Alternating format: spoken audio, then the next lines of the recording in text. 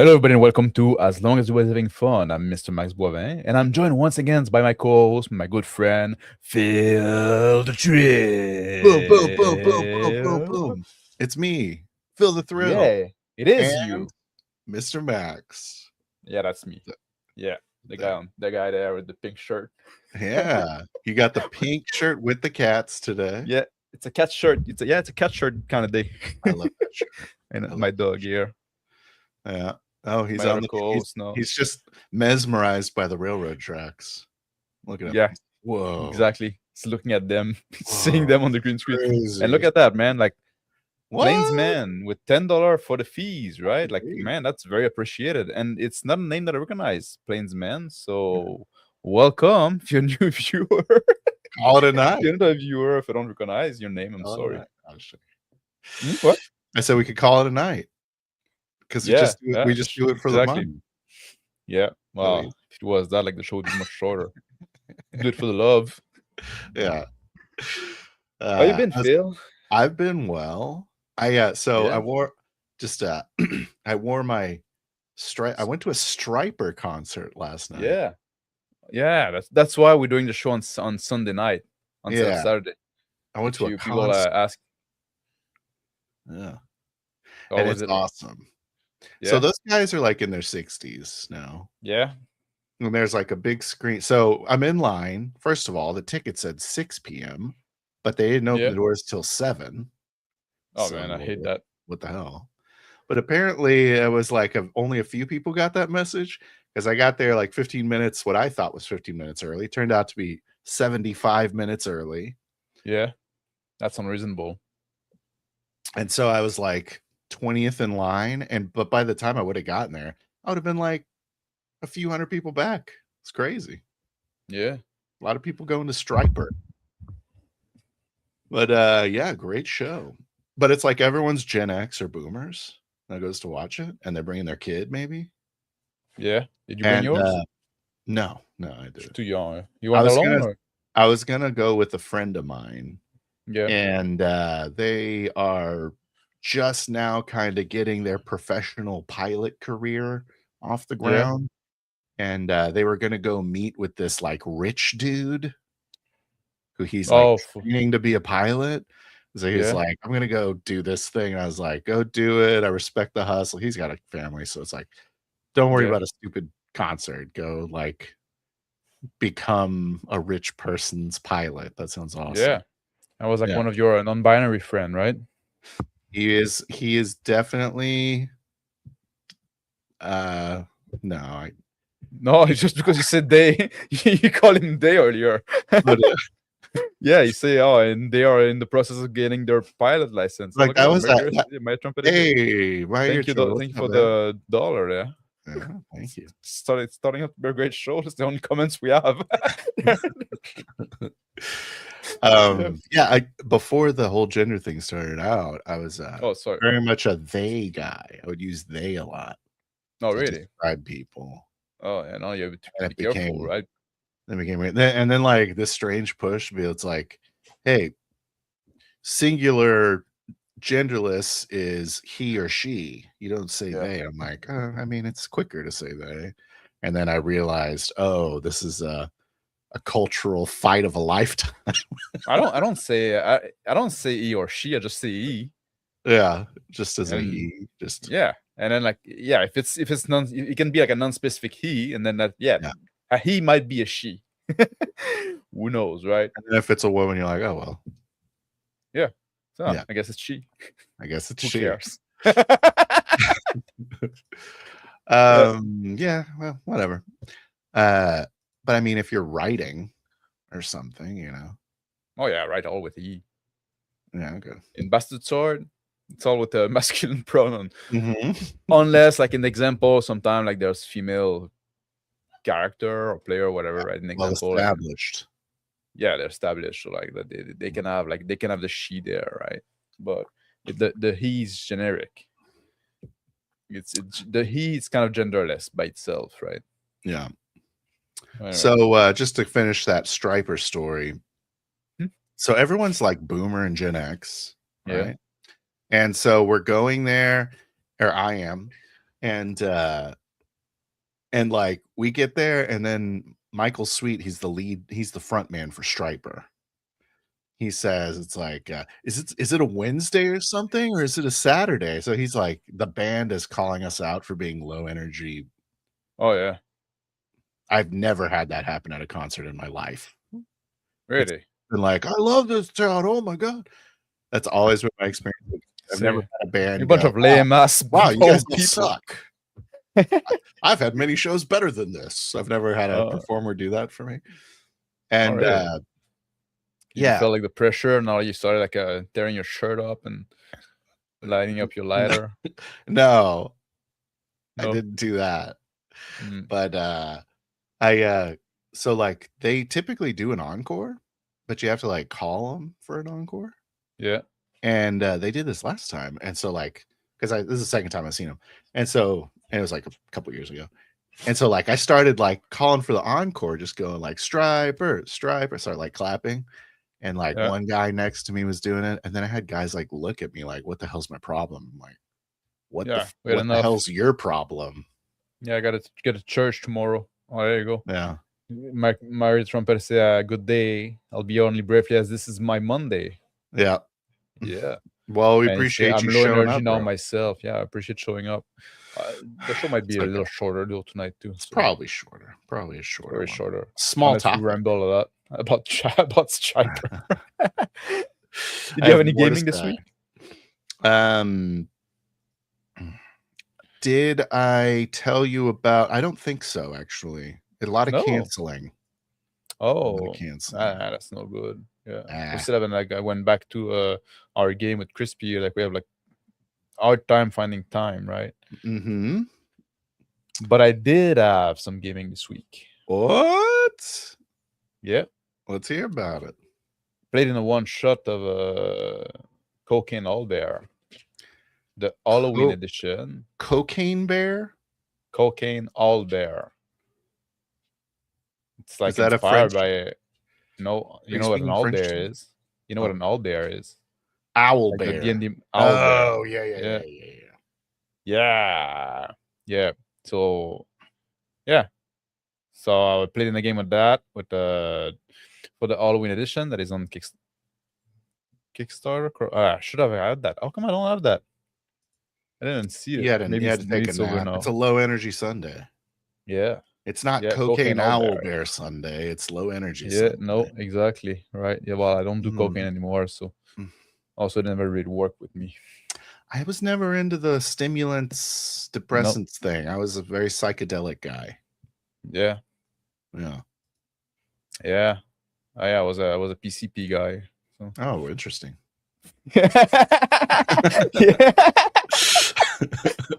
I'll have to talk to you about that sometime. But anyway, I played in a game of that with Bear, and ironic.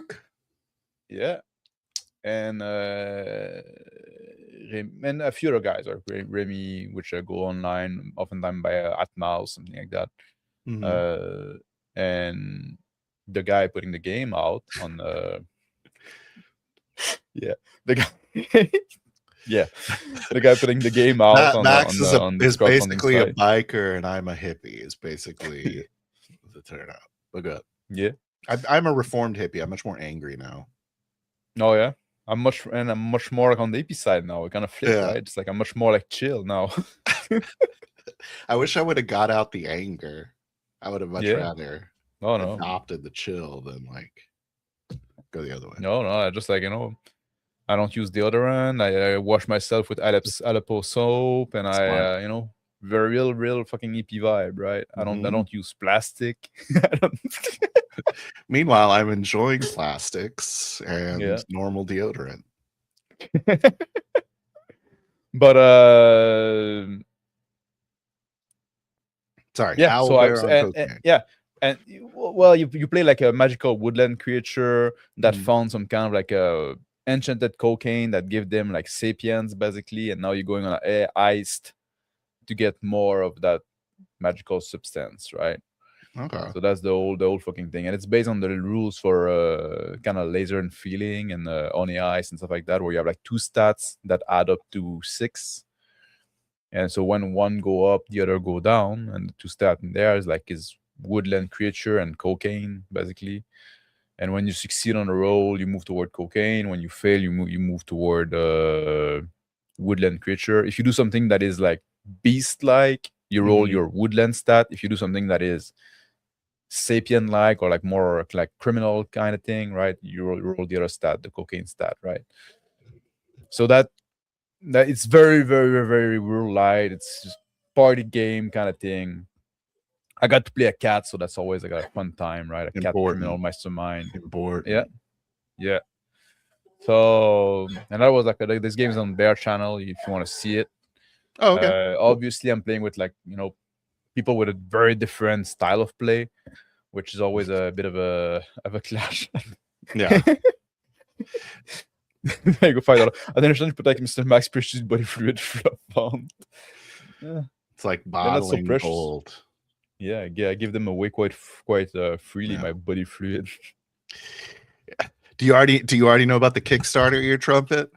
About the Kickstarter plan? Yeah, now that it's true. Now that they relaxed the rules, right? Yep. And I did I don't know if you saw on the Discord too. Like I did post some update about like the magic system. I'm fucking nailing it. Nice. Yeah, I think Very I'm excited. finally getting something I'm happy with. It's procedural. It moved well. Like there's consequences. Like I was struggling. Like I want to have consequences and fails. Now there is, right? And they came like organically without having to be jammed in. So I'm pretty happy with that. I'll keep giving you updates. Very cool. Yeah, I'm looking forward to playing it. Yeah, so that was my week on game, my time in gaming. So when you're in like a game with these guys, like they have a different style, maybe than you're than maybe I wouldn't say that you're unaccustomed to. I would say you're probably accustomed to it. But do you just kind of chill and just like wait for your turn and do your turn properly? Yeah, wait for my turn. I do my turn properly, like in the way like I would do it, which sometimes make me be less active because they oftentimes like jump around, right? And they got some questions to ask. They didn't ask that many questions, to be honest. They were pretty good on that. But it's unclear where everybody is, and sometimes like they're supposed to go doing something else, and like I'm doing something in a different part of the map, right, in different part of the town, and suddenly they're here because they want to interact and add something to what I'm doing. But wait, I thought you were over there, right? So there's some time violation and stuff like that. So I find like it gets a bit confusing and muddy. Yeah. It can lead like to those funny moments in the because like if the characters needs to be there for a joke, he's there, right? And it's not very immersive. There's no continuity and stuff like that in that sense. They're just there for the lol, right? Just for So I guess you just kind of like, well, just do whatever you want to do. I did remember I actually did play a game since the last show. Oh, really? Yeah. So I'm sorry I said I didn't. I kind of trying to remember what we did, but basically, like these guys are, if assuming you're done talking about your game. Yep. These guys, they're on their way to try to chase down this bounty, and so they talked to some woman or something. Anyways, the important part is I feel like two of my players are starting to really get it. One of my players is kind of does the floating head thing. Like he doesn't really say where he is ever. Yeah. He started really getting into the physicality of his description, which is really good. I think that's a huge milestone because it clarifies in everyone's head like what's happening and just makes your character real. Like if you're just a voice, you're not a character. You're not really anything. But like the guy that's the GM, he's like getting drunk for my game. Yeah. What are we doing? I've done that before. Yeah. Although I'm a functional drunk, so. Yeah. But it was like it's like he became drunk and wanted to have like a 1D game. You know what I mean? So it's Yeah. kind of a bummer. Yeah. But because the other two guys were like into it, they were like improving. Oh. And then he kind of, there was this one moment where it was like, I don't think they watched this, but there's one moment where he was like, basically two of the players didn't have anything to do. Two of the characters had nothing to do because the third character was like, well, I'm going to go do this maintenance thing. And so I'm like, okay. And then I round robin around to the other characters. And it's like they didn't have anything to do. So they were like, and I was like, you know, your turn. And then they said, what am I supposed to do? And I'm like, I don't know. What are you doing? Yeah. And which is, unfortunately, I had to ask what you're doing. But Yeah. and then What did he say then? What did he reply? Just like standing there with my cock in my hand. Well, he was explaining why he didn't have anything to do. So it's kind of interesting. It was like I was like trying to say, okay, we'll just do a turn. And he was like, why? I already said what I'm doing. I don't need to do a turn. And like he was like arguing with me about how he shouldn't have a turn. And I was like, just say, you're not doing anything. I mean, he's like, well, I'm not doing anything. I'm like, okay. And I'm just standing there. It was like a real weird. I'm T-posing. I'm T-posing. It's like those turns where you have an action. I guess that's really hard for them to grasp. I think they're fun though. When you get used to them, there's a lot of flavor that can go in there, right? Yeah, I agree. I don't know that they're hard to grasp. I think it's just they aren't. They're not. What's the word? Expecting or yeah. I think that's almost something that you could drill your player, right? It's like when you make a character, when you make a character, think about the kind of thing he does when he's like not doing anything, right? We all have like a little like our little thing, right? I play with my hair or my clothes, or I make, I don't know, drink more, PCP. Yeah, we all have our little thing, right? We all have our little quirks. Yeah. So think about that when you make a character. I think that's a good. I think it's a good thing, like when you develop the character about like with those things, right? And it's like.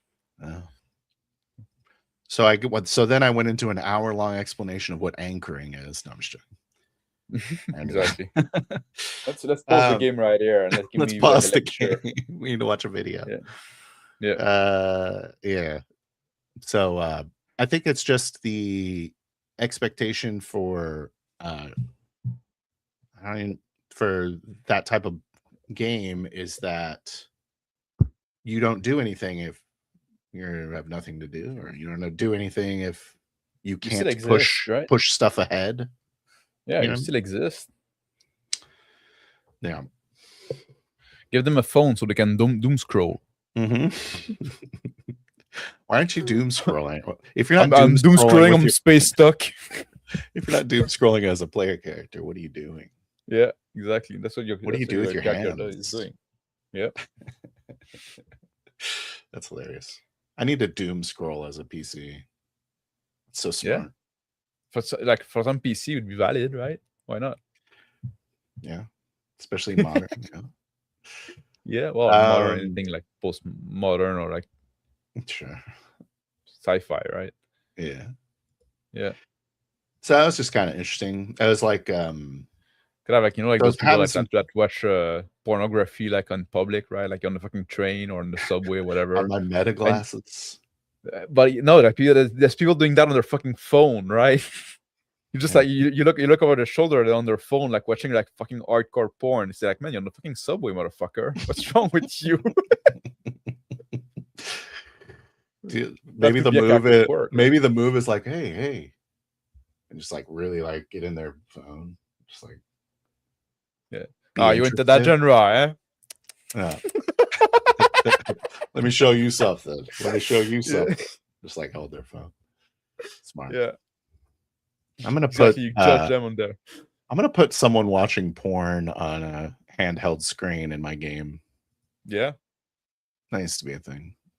yeah. You guys Make that can like use as that a, too. you know, like the bodyguard of the antagonist, right? Or something Yeah, like that that. could At some point, he's waiting there's there. your plot hook. Yeah. Enjoy your hooks. No, but that's the kind of thing. That's the kind of quirk that types somebody, right? It says something about the type of character he is. Yeah, that's true. Through kind of show don't tell. Yeah. And what does it say exactly? Well, that's for the player to fucking decide, right? Figure it out, right? It said something, but different people will read it differently, which is interesting. He is a sexual creature. Mm-hmm. He puts the and he doesn't give a shit about like what people around him think or feel, whatever, right? He's willing to roll the dice, at least, at the very least. Yeah. He puts the second S in the O gas, guys. All right. Should we talk about some news? Some fun, important news? Let's do it. He's a Degenerates comeback. Yeah, that's what I'd say. Yeah. Yeah. I need to play an open Degenerates comeback, right? Like if we ever go back to shit, what's the name? I want to say Sin City. What's the name of the Death City or something like that? What? Fear City. If we ever go back to Fear City, Tino is definitely gonna be. He's gonna have a porno mag. There's no phone. Yeah. Yeah. It's gonna read the porno mag while he was waiting in the car. Yeah. Yeah. Smart. I'm stealing it. Yeah, that works. Yeah. Although it feels classier still than doing it on your phone. It's way classier than watching like hardcore pornography on a phone. With my Bluetooth speaker. That's a fucking low, right? With the fucking sound on, right? What? I have it turned down just so I could hear. It's like everyone can fucking hear it. No one's talking. Everyone can hear that. I really lacking comfort in the in the public transport. Yeah. See, we give you tip to type your characters, PCs and NPCs. Enjoy. Play a degenerate scumbag. Your next player character. Enjoy yourself. All right, let's talk about some fun, important news this week. Important news. Woo-boo. Yeah. Oh, we got to do the sounds. I'm sorry. We squandered your money, your trumpet. We didn't get the soundboard. Yeah, it's true. Forgot about that. Should I do that? Yeah, I'll do that. There you go.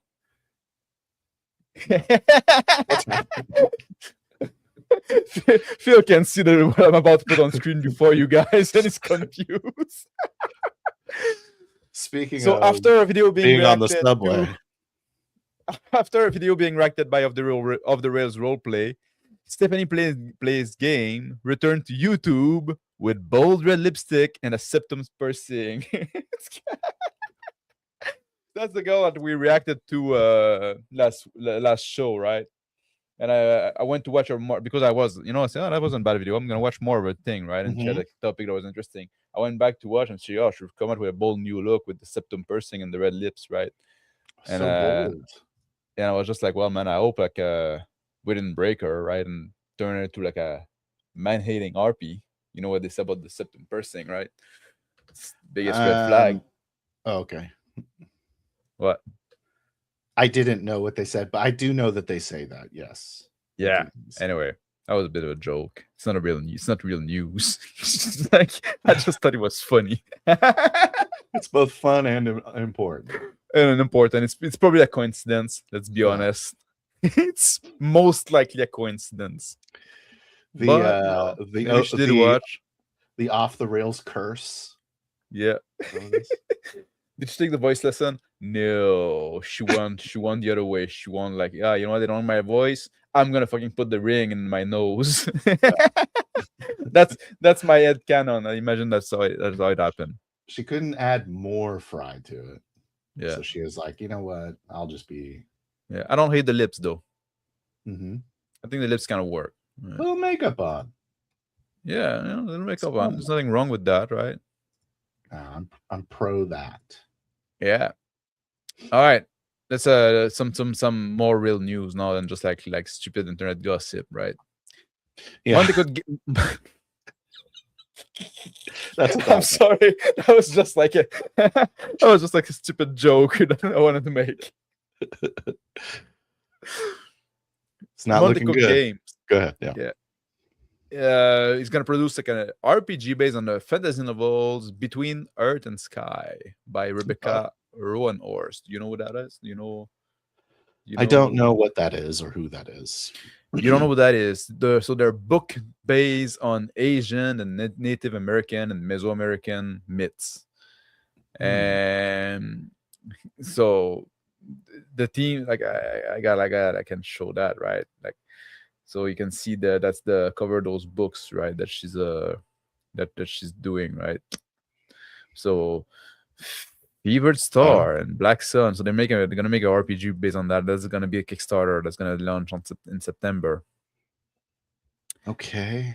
And it's gonna be and the team developing that is gonna include Shanna Germain. You know what that is? No. She's like, I think she's the girlfriend of Monte Cook. Like but she's an insane woman, right? Very, very. You repeat yourself. Politicized. Yeah. But like she's very politicized, and she's all like super woke, basically. Gotcha. And she's a game designer, or she fuck Monte Cook, so yes. Okay, good. From what I understand, that's how it works. Or maybe she doesn't, maybe, but he wants allegedly. to. I'm not too sure, right? Like, I don't know. They have like a weird kind of relationship, but they have video together when she talk about like they talk about game design together, and she mostly do like incoherent rambling. So I'm sure that's gonna be good, because they also have like a Kina Alexander. Oh yeah, from Coyotes and Crows, oh. the Native American role-playing game that basically tell white people not to play it but to buy it because they have to give money to Native. What do you do with the book when you buy it? Well, you put it on your shelf, and now you feel good because you contributed in some way, some form of reparation. Maybe frame it so that you can't open it, but display. Maybe, yeah. And they're gonna hire like some native artist, okay, from Colombia and some other place, right, and indigenous people from. So that's what the Monte Cook game is doing now. So like, South Americans and Mexicans and stuff, they speak Spanish or Portuguese. Yeah. Right? Yeah. They were colonized. Yeah. The same way that the Americas were. America was. Not the same way. Okay. Because the Spanish like fucked the native much more than we did. That's what I was wondering. So is it just like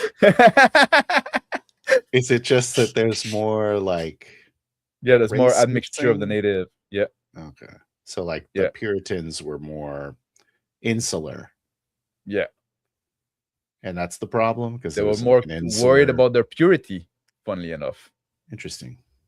Yeah. But the exact same thing happened. It's just the Spaniards and Portuguese were hornier. Yeah. Yeah. Okay. Basically. All right. Okay. That's Flame Zombie saying like, my friend got banned from Coyote and Crow Discord. Is Northern Cheyenne, but they didn't toe the party line hard enough. They're absolutely nuts. There you go. Yeah, it's very like oh man, my wife. You have to be the right kind of native too. My wife could role play a Choctaw, but I couldn't. Yeah, it's very like purity spiraling there. Okay. Oh, there you go. Coco say like, Coyote and Crow culture should not be displayed like a museum piece. Oh no, yeah. I don't know. I don't know what they want. I don't know what they want. They want your money. We know that. Use it to keep your table level. And it's inside of a brown paper bag. I don't know. You buy, I guess maybe buy it and then give it to like a underprivileged child or something, an underprivileged child of color. So maybe that'll be the accepted way to do it. Smart. Yeah, I don't know. Just donate it to a library. Yeah, I just thought it was funny. Like, I'm not a big fan of Monte Cook and Monte Cook games, right? Like, I would call him Monte Cook, right? But they and now they're doing that. It's make me laugh, right? It's like, oh, have a good day, Maya Take care, Trumpet. man. Yeah, take care. Thank you for a lot for for the visiting. generous donation, man. Yeah, take care. I'm sorry, like if we change the day of streaming, there was Striper going on. Yeah, Striper. Yeah. The Paizo ended the relationship with the Archive of Netis. Okay. Yeah. You know what Archive of Netis is? That does sound familiar, but I don't know what it is. That was like the big, the official, basically like SRD for the Pathfinder stuff and Starfinder. So you could find like all the rules and stuff like that there, and all like the supplement, like everything you need to play the game. You could go and find it there, right? Okay. But the site didn't make enough money for them to pay the royalties to Paizo. So now they're gonna keep existing. The site's gonna keep existing, but only with the open license stuff. So you're not gonna have like the thing that is like, it used to be everything because they were licensed and they were official by Paizo, but now like but because they paid Paizo. Is that they paid royalty to Paizos. Oh, okay. But now like they didn't make enough profit, so that had to end. It's like on news this week. So Paizo told them, "Hey, you're not going to pay us, no more free compendium for the fans out Well, it wasn't free, right? So like you can keep putting the R content online on your website. You can keep, but you have to pay us, and then we're gonna say that you're the official online resource for the Pathfinder and Starfighter game. And then they say, well, the price is too high, so we can't pay anymore. But oh, there you go. Like obviously, like Flame Zombie would know more about that. See, the controversy here is that Archive of Netis was under the impression that the money they make from Paizo is all through word of mouth and new player retention, not direct royalties. Yeah. I don't know. I guess. But anyway, now the Archive of Netis, that's the news, is not going to be the official source of online information for Pathfinder and Starfinder anymore. Okay. So that was like the D&D Beyond for Paizo then, or? Basically, yes. Okay. To make yeah. If you want to make it draw a parallel. Kind of simple. Yeah. I just like to draw a parallel to D&D for everything. Yeah, well, it's the lingua franca, right? It's something that everybody can understand. Yeah. Thank you. Brennan Lee Mulligan,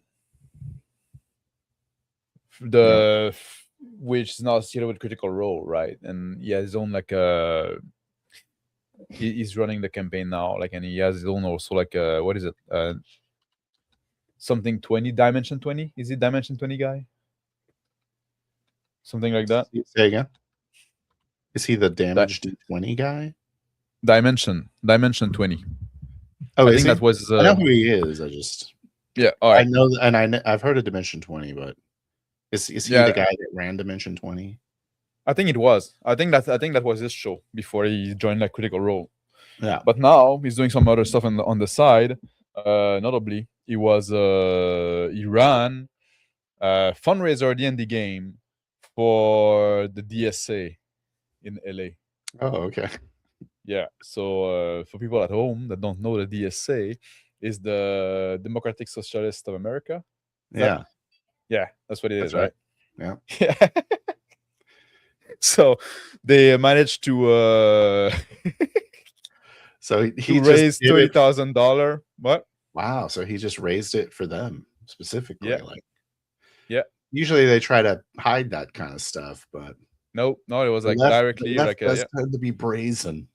Yeah, he was GMing for like a candidate for the primary there too. So There you you know go. the player where those, and people could donate up to $150 to give them autocrit while they were fighting, like defeating corporate villain and evil dragons. So Did the yeah, corporate villains win? Or? no, Ah, I guess not. I don't know. I didn't look into detail. no. I think the game was streamed, so I guess Surely they had we to need to get crispy generate on that. some. Surely they generated some. We need to fucking put crispy on that. It might Can you be imagine? behind a paywall for it. It might. Well, that would be like that would be Money, that'd be ironic. Yeah, yeah. Mandatory donation, we'll call it. yeah. That would be But ironic. can you imagine that unsolicited advice for the commie game? Yeah, we need to get Crispy on board there for sure. Yeah. Anyway, See if we can I thought it find. was like a. Yeah, I need to look What is into it? that. DSA. Let's say DSA. DSA LA. Brandon Lee. It's Brennan. Oh, it's There's no D. Brennan. Yeah. Lee Mulligan. Oh, you're right. You're right. You right. Yeah. Or a goblin committing genocide. I don't know, right? Because goblins are they probably identify with the goblins, right? Because there's something like I noticed with the people talk about media literacy, right? And like it's always like media literacy is always like the pro-human groups or like the racist bigot, because like it's almost like they only see like white people as human, right? So if you're pro-human, basically like that just means you're pro-white. That's true, actually. Yeah, desert goblin killing swarm goblin. Yeah, They're not but yeah. friends. Did you find that game? No. Let me search outside of YouTube here. Yeah, we need to search. we need to put we need to find that. If somebody at home find that game, send it to Crispy. I'm sure it'll be like yeah, Alex John, I'm a human supremacist, right? Yeah, that's just like this guy's racism. That's what you get from media literacy. Those fucking people are so annoying.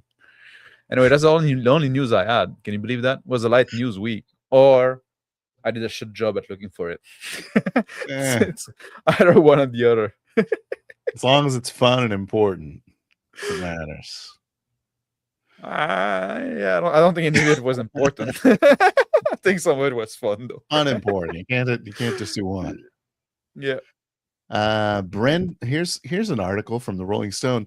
Brennan Lee Mulligan is saving the world. Oh wow. One Dungeons and Dragons game at a time. Yeah.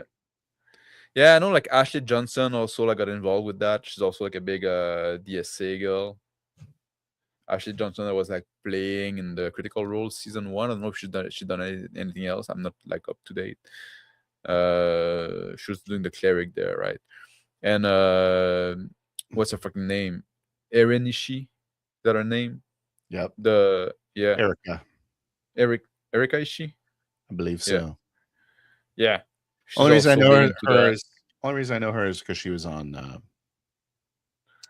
well, a couple reasons, but she's on LA by Night. LA by Night. And Seattle. I don't know. Anyway, she was doing the voice acting in the and she's voice acted in Guild Wars as well. Oh yeah, she's voice acting in the Ghost of Tsushima. Not Tsushima, the other one, the new one. So that's like an example. She's not super talented, but she got in like somehow she got in. She's in the club. It's like kind of weird when that stuff happens, right? Ghost of Yate, yeah. There you go. Yeah, and she's a self-declared Antifa. She's when like Antifa was declared like an organized organization, she claimed she went loud and said, "Oh, I'm Antifa," and then congratulations. Yeah. What do you want? It's like, everybody's having fun. I'm trying to. Consequence of being told you are a special boy and the smartest person in the room for years. Yeah. Anyway. Oh no, it's not. I said it was only news, but I have like also like the crowdfunding news. What, you found something? I think I found it on Instagram. Really? Yeah, maybe. I found a Reddit post about on Dimension 20 Reddit, R Dimension Uh, 20. yeah. And then for folks that can't see the IG post even on web, here's a screen record. Oh, okay. That's probably not the that's probably an ad for it. Anyway, maybe Oh like well. that just happened like on the 16th, so maybe it's not posted yet either, right? They could have like filmed it and not posted, like, it's fresh news. Mm-hmm. What date are we today? We're on the 17th or something like that. Maybe the 18th, around those. Yeah, or the 19th, right? So yeah, happened just three days ago, right, or something like that. So Okay. This is only like 2 minutes long, so it's clear it's not that. yeah. I don't know. All right, let's do some crowdfunding thing since we're at it. Yeah. There's not much that I found interesting. Again, like last week, there was nothing, right, that I wanted to highlight. This week, not much. Children of Time, Ooh.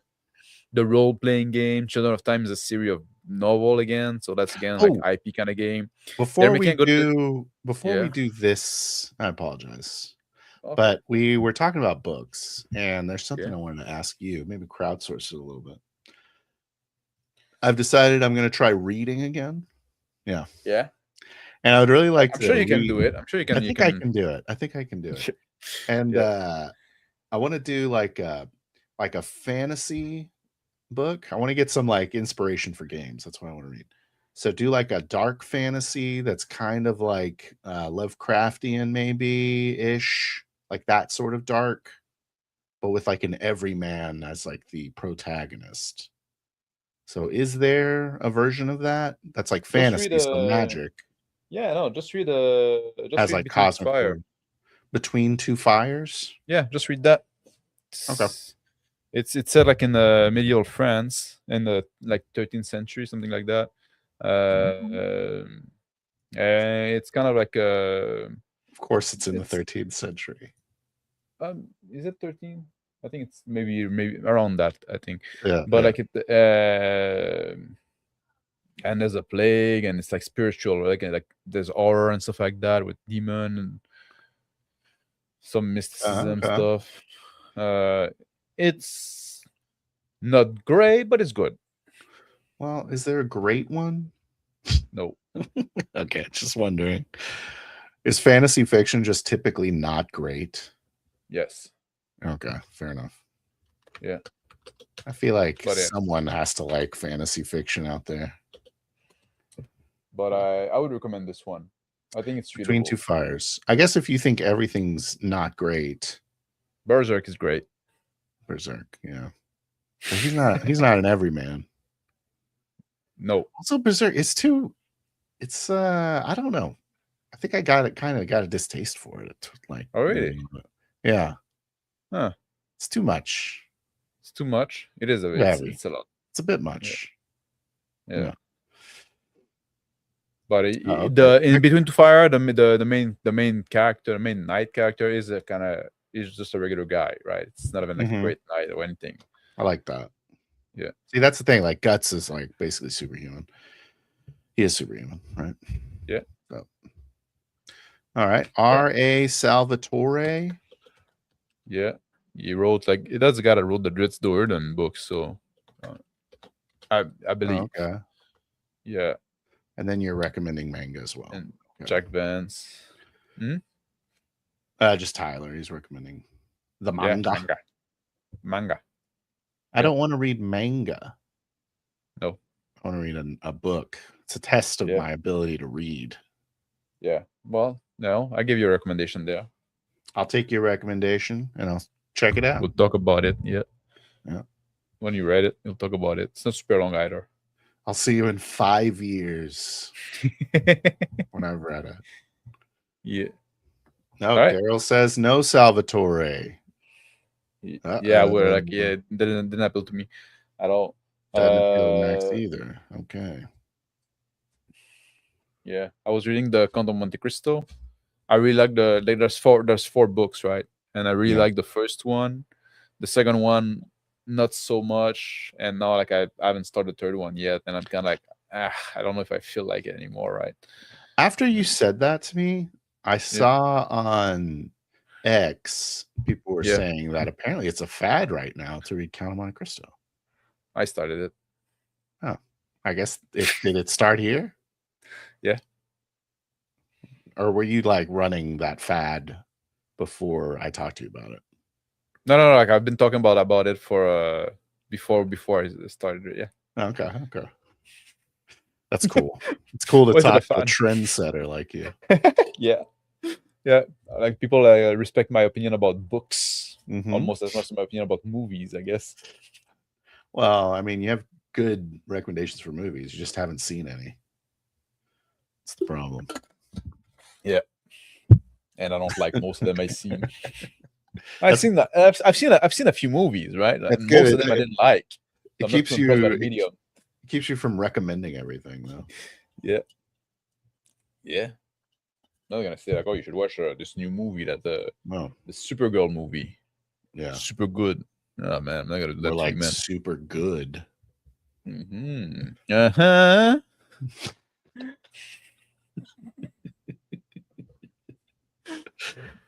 Yep. So this game, all right, it's making like 80,000 pound British pound. 22 more days to go. Okay. It's a good chunk of change. That's why I liked it. I'd never heard of those books. They say Children of Time, the role-playing game, but then I was really reading the description and I said, like, is it a role-playing game? It's a story of entropy and evolution, a story of world building and world burning, a story of survival against cosmic odds, and where like it's about generation, right? Like a generation of creature of it's really like an era spanning journeys of growth, endurance, and self-discovery. It's like Spore, the role-playing game. Yeah. Weird. But how do you make a role-playing game out of that, right? How creature. That art is so unappealing. Yeah, I find I agree with you on that. It's like, hey, you want to play here in this total wasteland where you're an armadillo? Like, no. There's some technology in the background, I guess. You know, so maybe that's a mystery. But then is that an armadillo? That's a pangolin. I'll take pangolin. Penguin, yeah. They don't care. You got like those clock that people find like so amazing. Oh yeah. Oh yeah, you're the clock. Yeah, man, it's just fucking timer, man. It's a 6-person meter. Yeah. No. Or it's not. And when rolling dice, a character can opt to use reach, take a chance to risk blowing it, grasp, get what they want, and slide, be subtle either action. So push your luck. Yeah. But the team I find very strange. So there's that. Making money.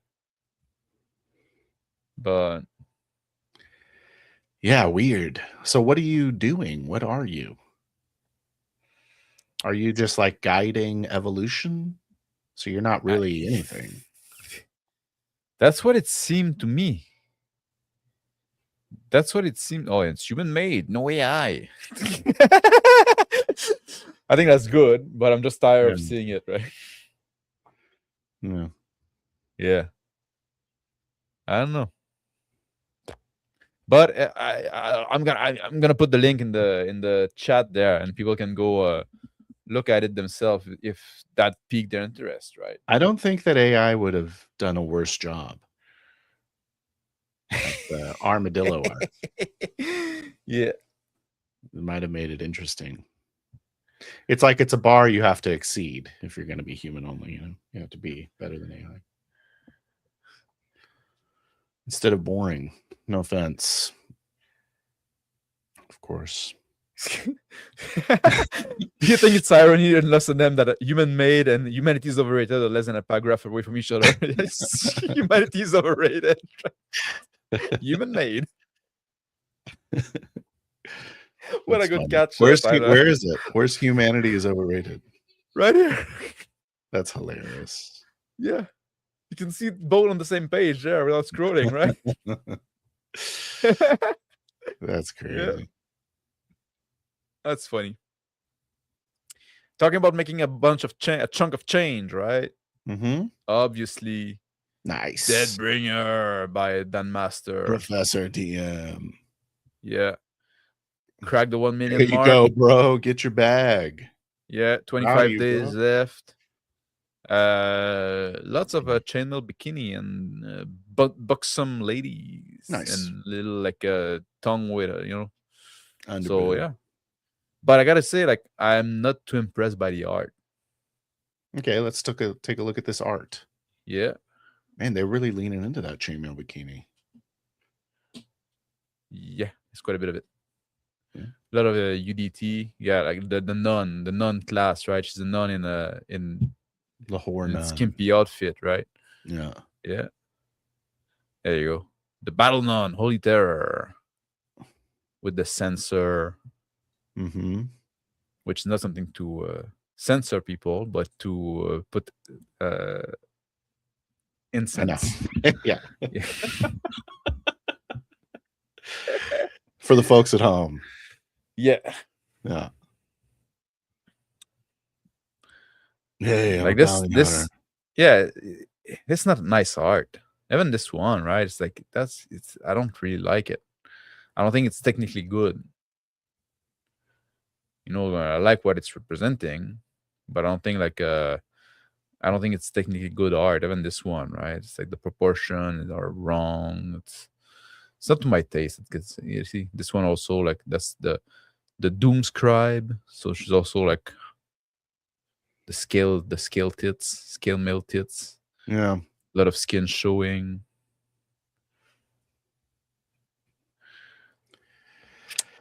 What do you think? I agree with you. It's not my style. Yeah. The thief Yeah. should be like the hottest one. Yeah, she's not very good. Yeah.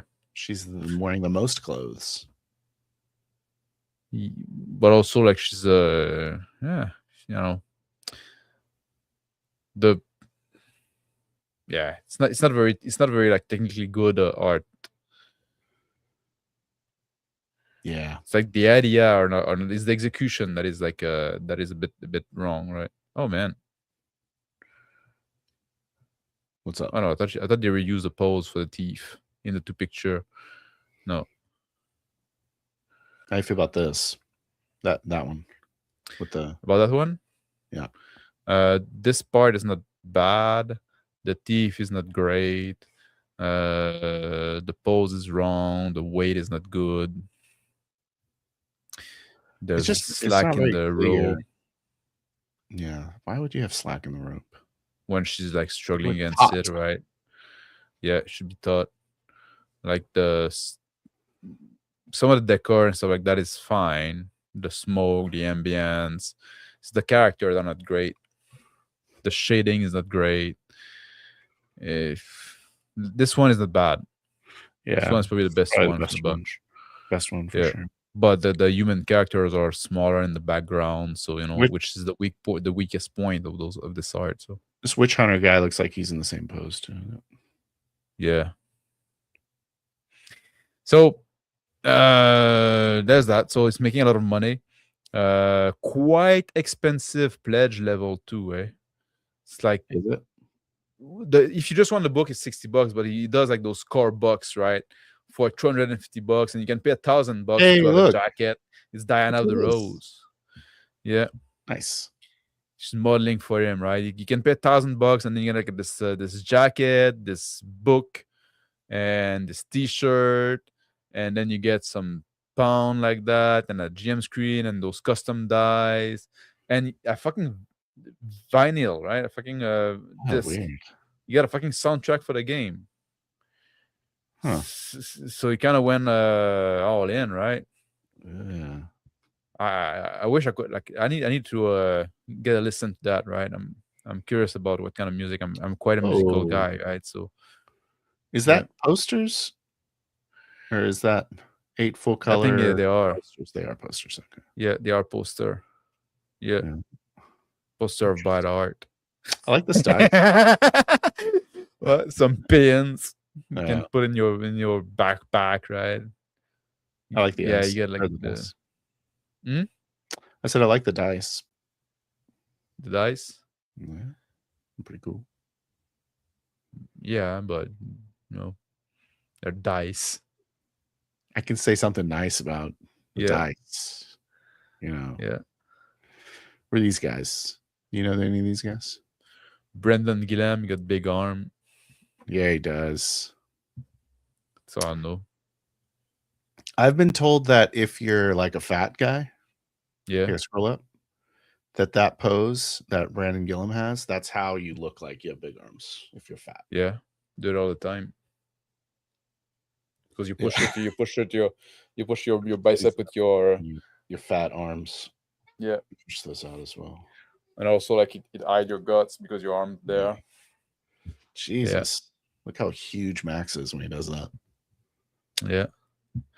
Anyway, I'm not like also like you say like the game is gonna be compatible with Shadow Dark. That when I saw that, I scoffed a bit. I said, ah.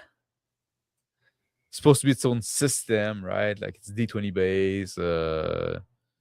But he had to mention like yeah, compatible with Shadow Dark and all other OSR game. Like he's really trying to because he's been accused of doing like a Shadow Dark hack. I don't think that's the case, but also Shadow Dark is not like super like innovative. But Yeah. It's not. It's pretty simple. It's just a D20, right? I'm yeah, not. I'm not going to talk about it because I don't yeah, really know. it's basically like the ND5e Mm. trimmed down a bit. Like, but yes, that's one of the selling point there, right? Shadow Dark compatible, right? And I like I say like, oh man, you're really trying to go after like that's where the money is now. Shadow Dark. Yeah. And also like say like fast and lethal. Okay, I like that, right? Learn it in one sitting, die in less. Okay. Death as consequence, that's good. Scar up, lose limb, cheat death twice, the third time you go out and So death has so no. it's lethal, but you can cheat death twice. Yeah. Yeah. And then like death dice, change your fate with the roll of the dice. Oh, so you have another way to not die. Yeah. So I don't know. Is it lethal or not? Is it what? Is it lethal or not? Right? It's like it seemed to be like a yeah, Oh, it's very lethal. lethal, Yeah. but like yeah, but I'm gonna give you like 5 fucking way to not die. Yeah. It's Scroll down. I anyway, want to see what these little tokens are. those What is that? UDT ultimate. They're not little. They're like 12-inch across, something like that. They're Oh, it's the like mats. 18-inch. Yeah, they're mats because in the Oh. system, like you use like the ultimate dungeon terrain where you have like 3 zone.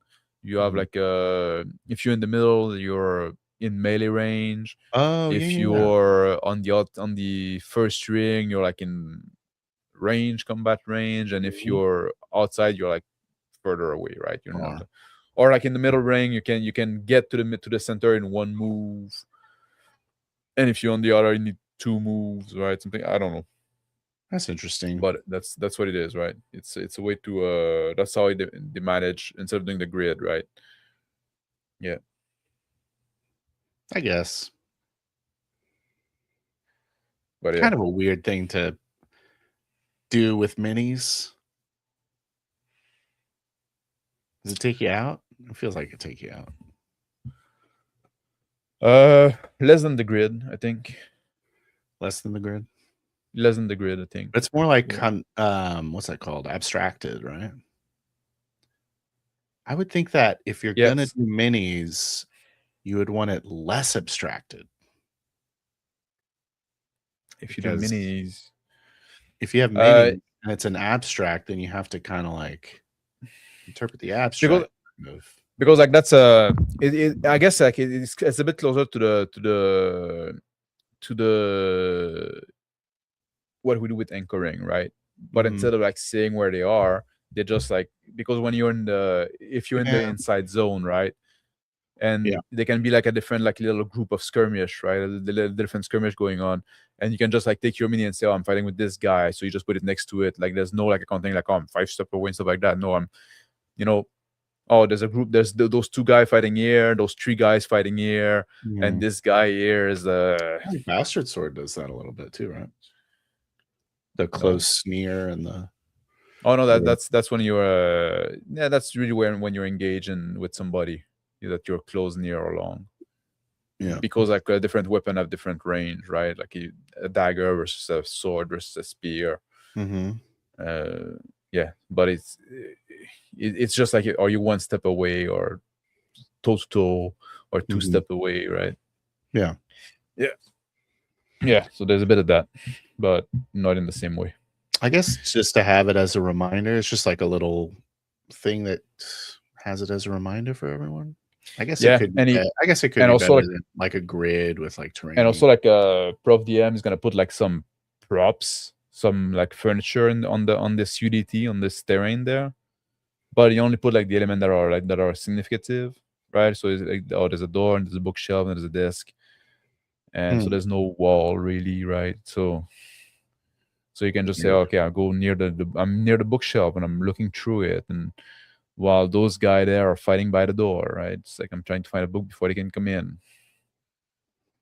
So I think I'd have to it's see it for me to understand now. 'Cause I yeah, feel like I think you're it's either because if you have multiple guys, then some of them are going to be near to others that yeah. might be far away from you. So I don't really know how you do that with just one mat. I think the idea, like if you're in the inside zone, right? Yeah. Everybody in the inside zone or close enough that you can move to them and attack them on the same round. Okay. If you're on the other ring, the next ring, you can move to the inside zone in one round. And if you're in the outer ring, it's gonna take you like one round to move to the inside ring and one round to move to the center zone, right? Yeah. So eh, I think that's what it is, right? Um, Conan does the zone combat a bit like that, like they're, but it's more like thematic zone, right? Like there's a zone behind the bar and in the dining room and in the Right. kitchen, right? Yeah, That sounds better. yeah, yeah, Because if you make it all based on a player character, I assume that's what you're doing, then there's different player characters yeah. But that have different everybody's combat sticking style. together. Okay, so everyone's okay. They all attached at the hips. Oh, I hate it. I'm glad I know that I was right to hate it. Yeah. Okay, good. Now No, my little I guess you could have like you could have like a PC that is like in the middle ring, for example, right? Or maybe even in the other ring because you were doing something else in a different room, right? yeah. And then like, oh, there's a fight. You can hear the fight going on. Oh, sorry. So you can hear the fight going on, but you're in a different room. So now Yeah. you have to take 2 rounds to come in to join in, right? But the thing is, like, because they're rings, like it doesn't matter if like, oh, you're 2 room that way and the other guy is 2 room that way. You're basically like Mhm. you both fall, right? And I think also like it's implied that there's no interaction between the people that are not in the center zone. I think people in the middle ring can interact and shoot on the people in the middle ring. Yeah, that's I it's hate that. yeah, I don't want. yeah, yeah. But yeah, make your own circle. I Have your will. own, yeah. Have your I own. No, will. yeah, you have like those. You have this circle there for this combat, and another next to it where you're on combat, and then the Mhm. other ring touch. Hey, I think we're in the same circle actually. It's like, stay off of my mat, bro. Actually, stay off of my mat. Yeah. You're not in my circle Uh, unless you brought a second mini with you. Then you can there's come on. video. There's video about it, right? You can go look it up on I'll a maybe I'll look into it. Professor DM. Like I probably did a shit job at explaining it because I like kind of like the idea of the Conan method that you said, where just like you have geographic zones, and then like yeah, if you're not both in the same zone, then you're not and like toe to toe or whatever. yeah, It sounds real easy. yeah. It works. It works. It works. Yep, We should play like this Conan 2D20 game at some point. I'm down. I like Modifius. I want to play more Modifius. Yeah. There's one last Kickstarter I want to highlight. It's making a decent amount of money, 64,000 euro. It's a backer kit actually. It's not. Oh, I didn't put the Deadbringer. I didn't put the Deadbringer link in the chat. I will, if people want to go give $1,000 to Professor DM to get a jacket. Get the mats, because if you're coming to the table without your own mat, Yeah, exactly. You're gonna be stuck in the other people's what are you circle. doing? Yeah, what are you doing? Yeah, that's why like you have a bunch of them, right? No. No, I'm actually on the grass mat. You're on the dungeon mat. How come I got to use the dungeon mat again? Well, You didn't bring you your own didn't mat. bring your own mat. Yeah. Yeah. You have to use this cocktail napkin that I've drawn Yeah. circles on. So those mat here, they're much more like abstract. Ooh, I like this mat. I'm a big Yeah. fan of this mat. So this is a medieval alien. I think the name I would pronounce that medieval. I'm gonna say medievalian, like medieval, alien. medievalian. Yeah, medieval alien. So it's knight versus aliens. You're adding a syllable. It's medievalian. Medieval. Medievalian. Medievalian. Medieval. Medievaline. Medievaline. Medievaline. Medievaline. Medievaline. That must be it. That must be maybe Maybelline. Hey, let's call our game something totally impronounceable. Great idea. Yeah, they're Italian though, so maybe it's pronounceable by them. Yeah.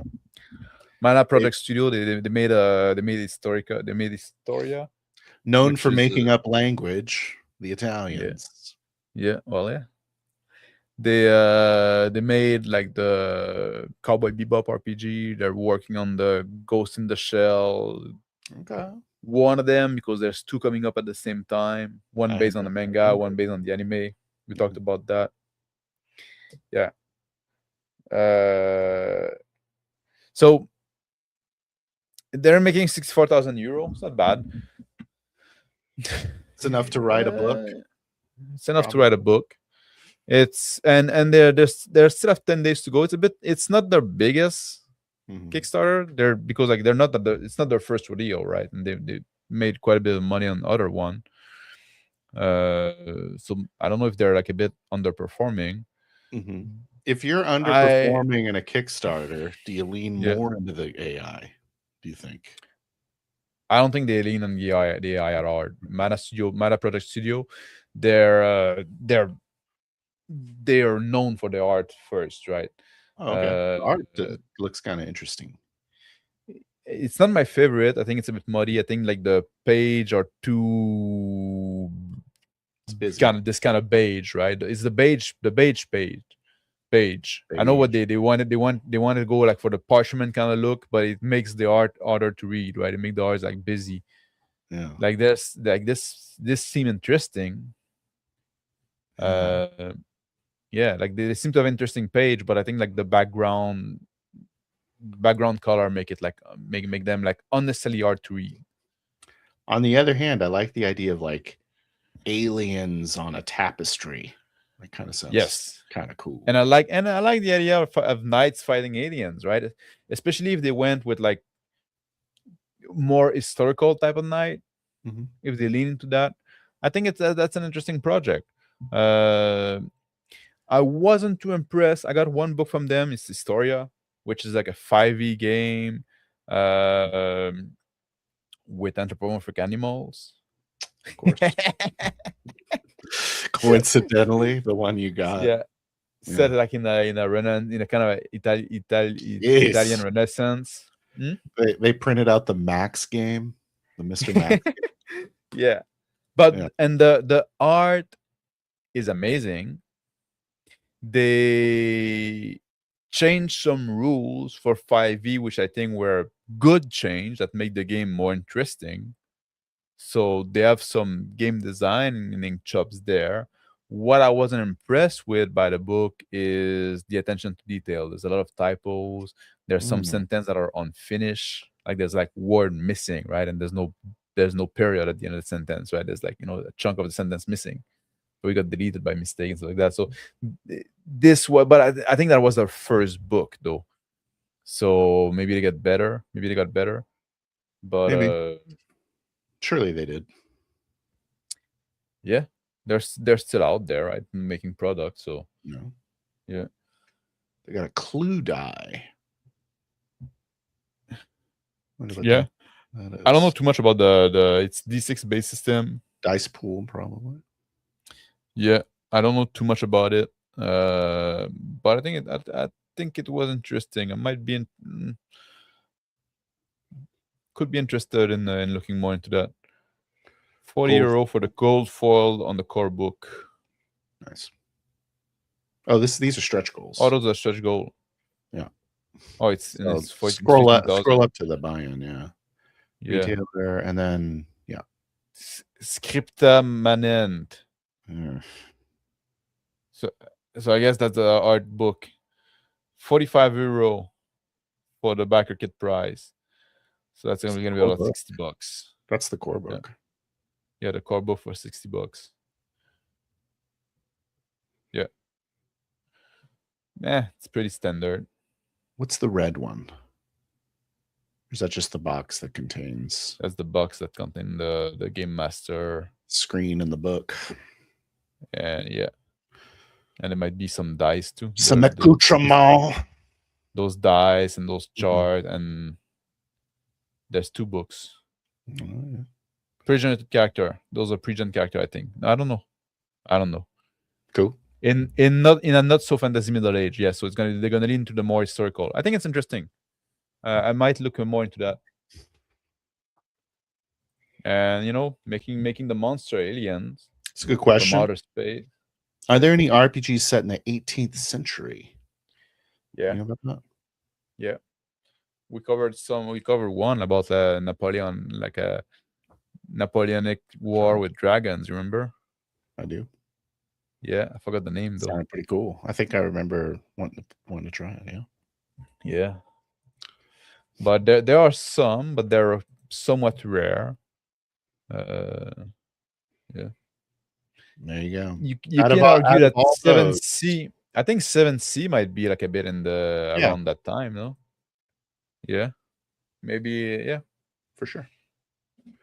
So out of all those, what's the number one pick? What's the one that was most interesting to me is this last one. This last one. The Knights and Alien. Yeah, the medieval alien. Close, really. Medieval alien. It's not even close. Yeah, because like that bringer doesn't really tickle my fancy at all. Yeah. For me it does, like I don't see what it does that I need, right? That I don't have a 1,000 another another OSR basic bitch fantasy game. Is that what we would be doing? Yeah. I mean, get your money, man. I mean, yeah. Well, it's basically like, hey, I have a bunch of fans. Yeah, exactly. That probably want to support me. Like, I'm not against it. And what do most of them like? Fantasy. So there you go. Yeah. Well, yeah. Give them something that they want at least. So I think it's totally reasonable.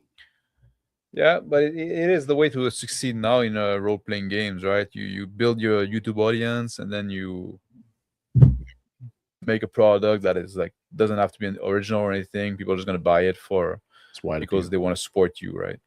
Yeah. Yeah.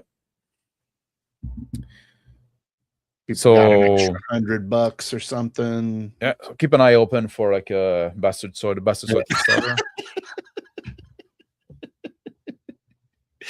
Basic fantasy package.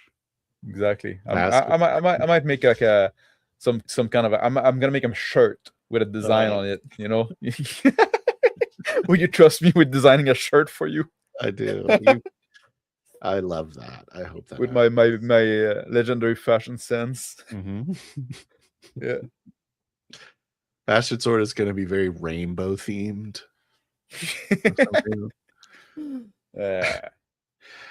You should what if you did make it like electric? You know what I'm saying? Like the art design on it was kind of like this, and it was like neon, like that 80s kind of like a medieval game, but like with neon theme art. Yeah. Could it happen? I'm saying like harkening back to like, like heavy metal, kind of like glam rock sort of aesthetic. Like those Judas Priest, cover, right? Judas Priest cover art. I don't think that's what Bastard Sword's going for, but I don't think it is either. I feel like that. What was that What was that Kickstarter that did super well that had that like real bright The neon something. Yeah. Neon Odyssey. Neon Odyssey. There you go. Yeah. Broke the record for the most crowdfunded with like over 60 And I million. gotta say, I think it's the art. I think it's the aesthetic and the style. Yeah. Yeah. Because it's a 5e game again. Well, that too. Yeah. Well, it's not that I'm saying it's not gonna be the system, right? It's not gonna be like, oh, it's a new fresh idea. No. Right. No, art. yeah, I see your point. Yeah. Yeah. It's like that's the version of 5e I want to play. Yeah. It's the version I want to play. Letter ass. Oh yeah, that's gonna be that's letter assless chap. Also, like all chaps are assless. That's what make them chaps for bastard. So, but yeah, that's gonna be the goodie. Like, right, if you throw more money, you can get the core book and some chaps, some letter chaps. I think you're more inclined to appreciate the chaps if they are clarified as assless. Though. Yeah. Well, it's up to you to put nothing under them when you win. Yeah. Yeah. Sounds good. Letter chaps and jorts. There you go. Sorry. I wanted to. Yeah. It's like the jorts are shorter than the chaps. Oh, yeah. So it's like there's that stripe of I did that a lot, like letter chaps and jorts, right? When I used to ride a cruiser. Yeah, because sometimes you want to go somewhere, right? It's hot in the summer, so I want to wear shorts. Right. I don't want to ride in shorts. You don't want to burn your legs. Because you don't want to burn your legs, you don't want to get bugs like eating your shin at high speed. So you put the chaps on top of the jorts. Yeah. And smart. Nobody can tell that you're wearing short pants on the chaps. Yeah. But then when you get somewhere, you can just take the chaps off, and then you're in short pants. Yeah. Until you put them on your nut huggers. Yeah. Tiny little. Then you have like the little gap in the thigh that show your manly hairy thigh. Yeah. That's why they call me Hairy Hammy. Yeah. Anyway. Looks great. Looks great on Max. What a disaster, this show. Let's talk fun. Let's talk fun. Fuck, I pressed the wrong thing. Press the wrong fucking thing again. Yeah. So you want to talk about the paid GM? Okay, sort of. I do. So I noticed on the X and a couple other spots, everyone was talking about paid GMs at the same time. So I was like, why don't we talk about paid GMs? I think we disagree. Also, we might. Good. We might. You're talk about it off stream. We didn't. But I do know that you like to keep money out of the hobby. I like to keep money out of everything except sex, but that's a different story. Yeah. It's fully transactional. That's the cheapest way to do it. Making it official. Yeah. Trying to say it. Yeah. That's fair. So let me just kind of start us off here with the tweet, the X post that got me thinking about it. Yeah. Okay. I'll read it out. I didn't want to share it. No, you don't want I don't want to. Okay. I don't want to start any internet feuds. Oh, okay. I get it. We should have started an internet feud. Is it better to? Might as well. Honestly, guys, there's a lot of bad takes. Yeah. Bad takes out there. Yeah. Half of them come from us. Well, we were under half. No, I'm kidding. We're giving the best take. You're getting the best take over here, right? You don't get these takes anywhere else, guys. No, man. No. Nobody has a stake. Nobody has stakes like us. Yeah. Sometimes with different takes even. So it's like 2 for the price of 1. Yeah. It's quite a bargain.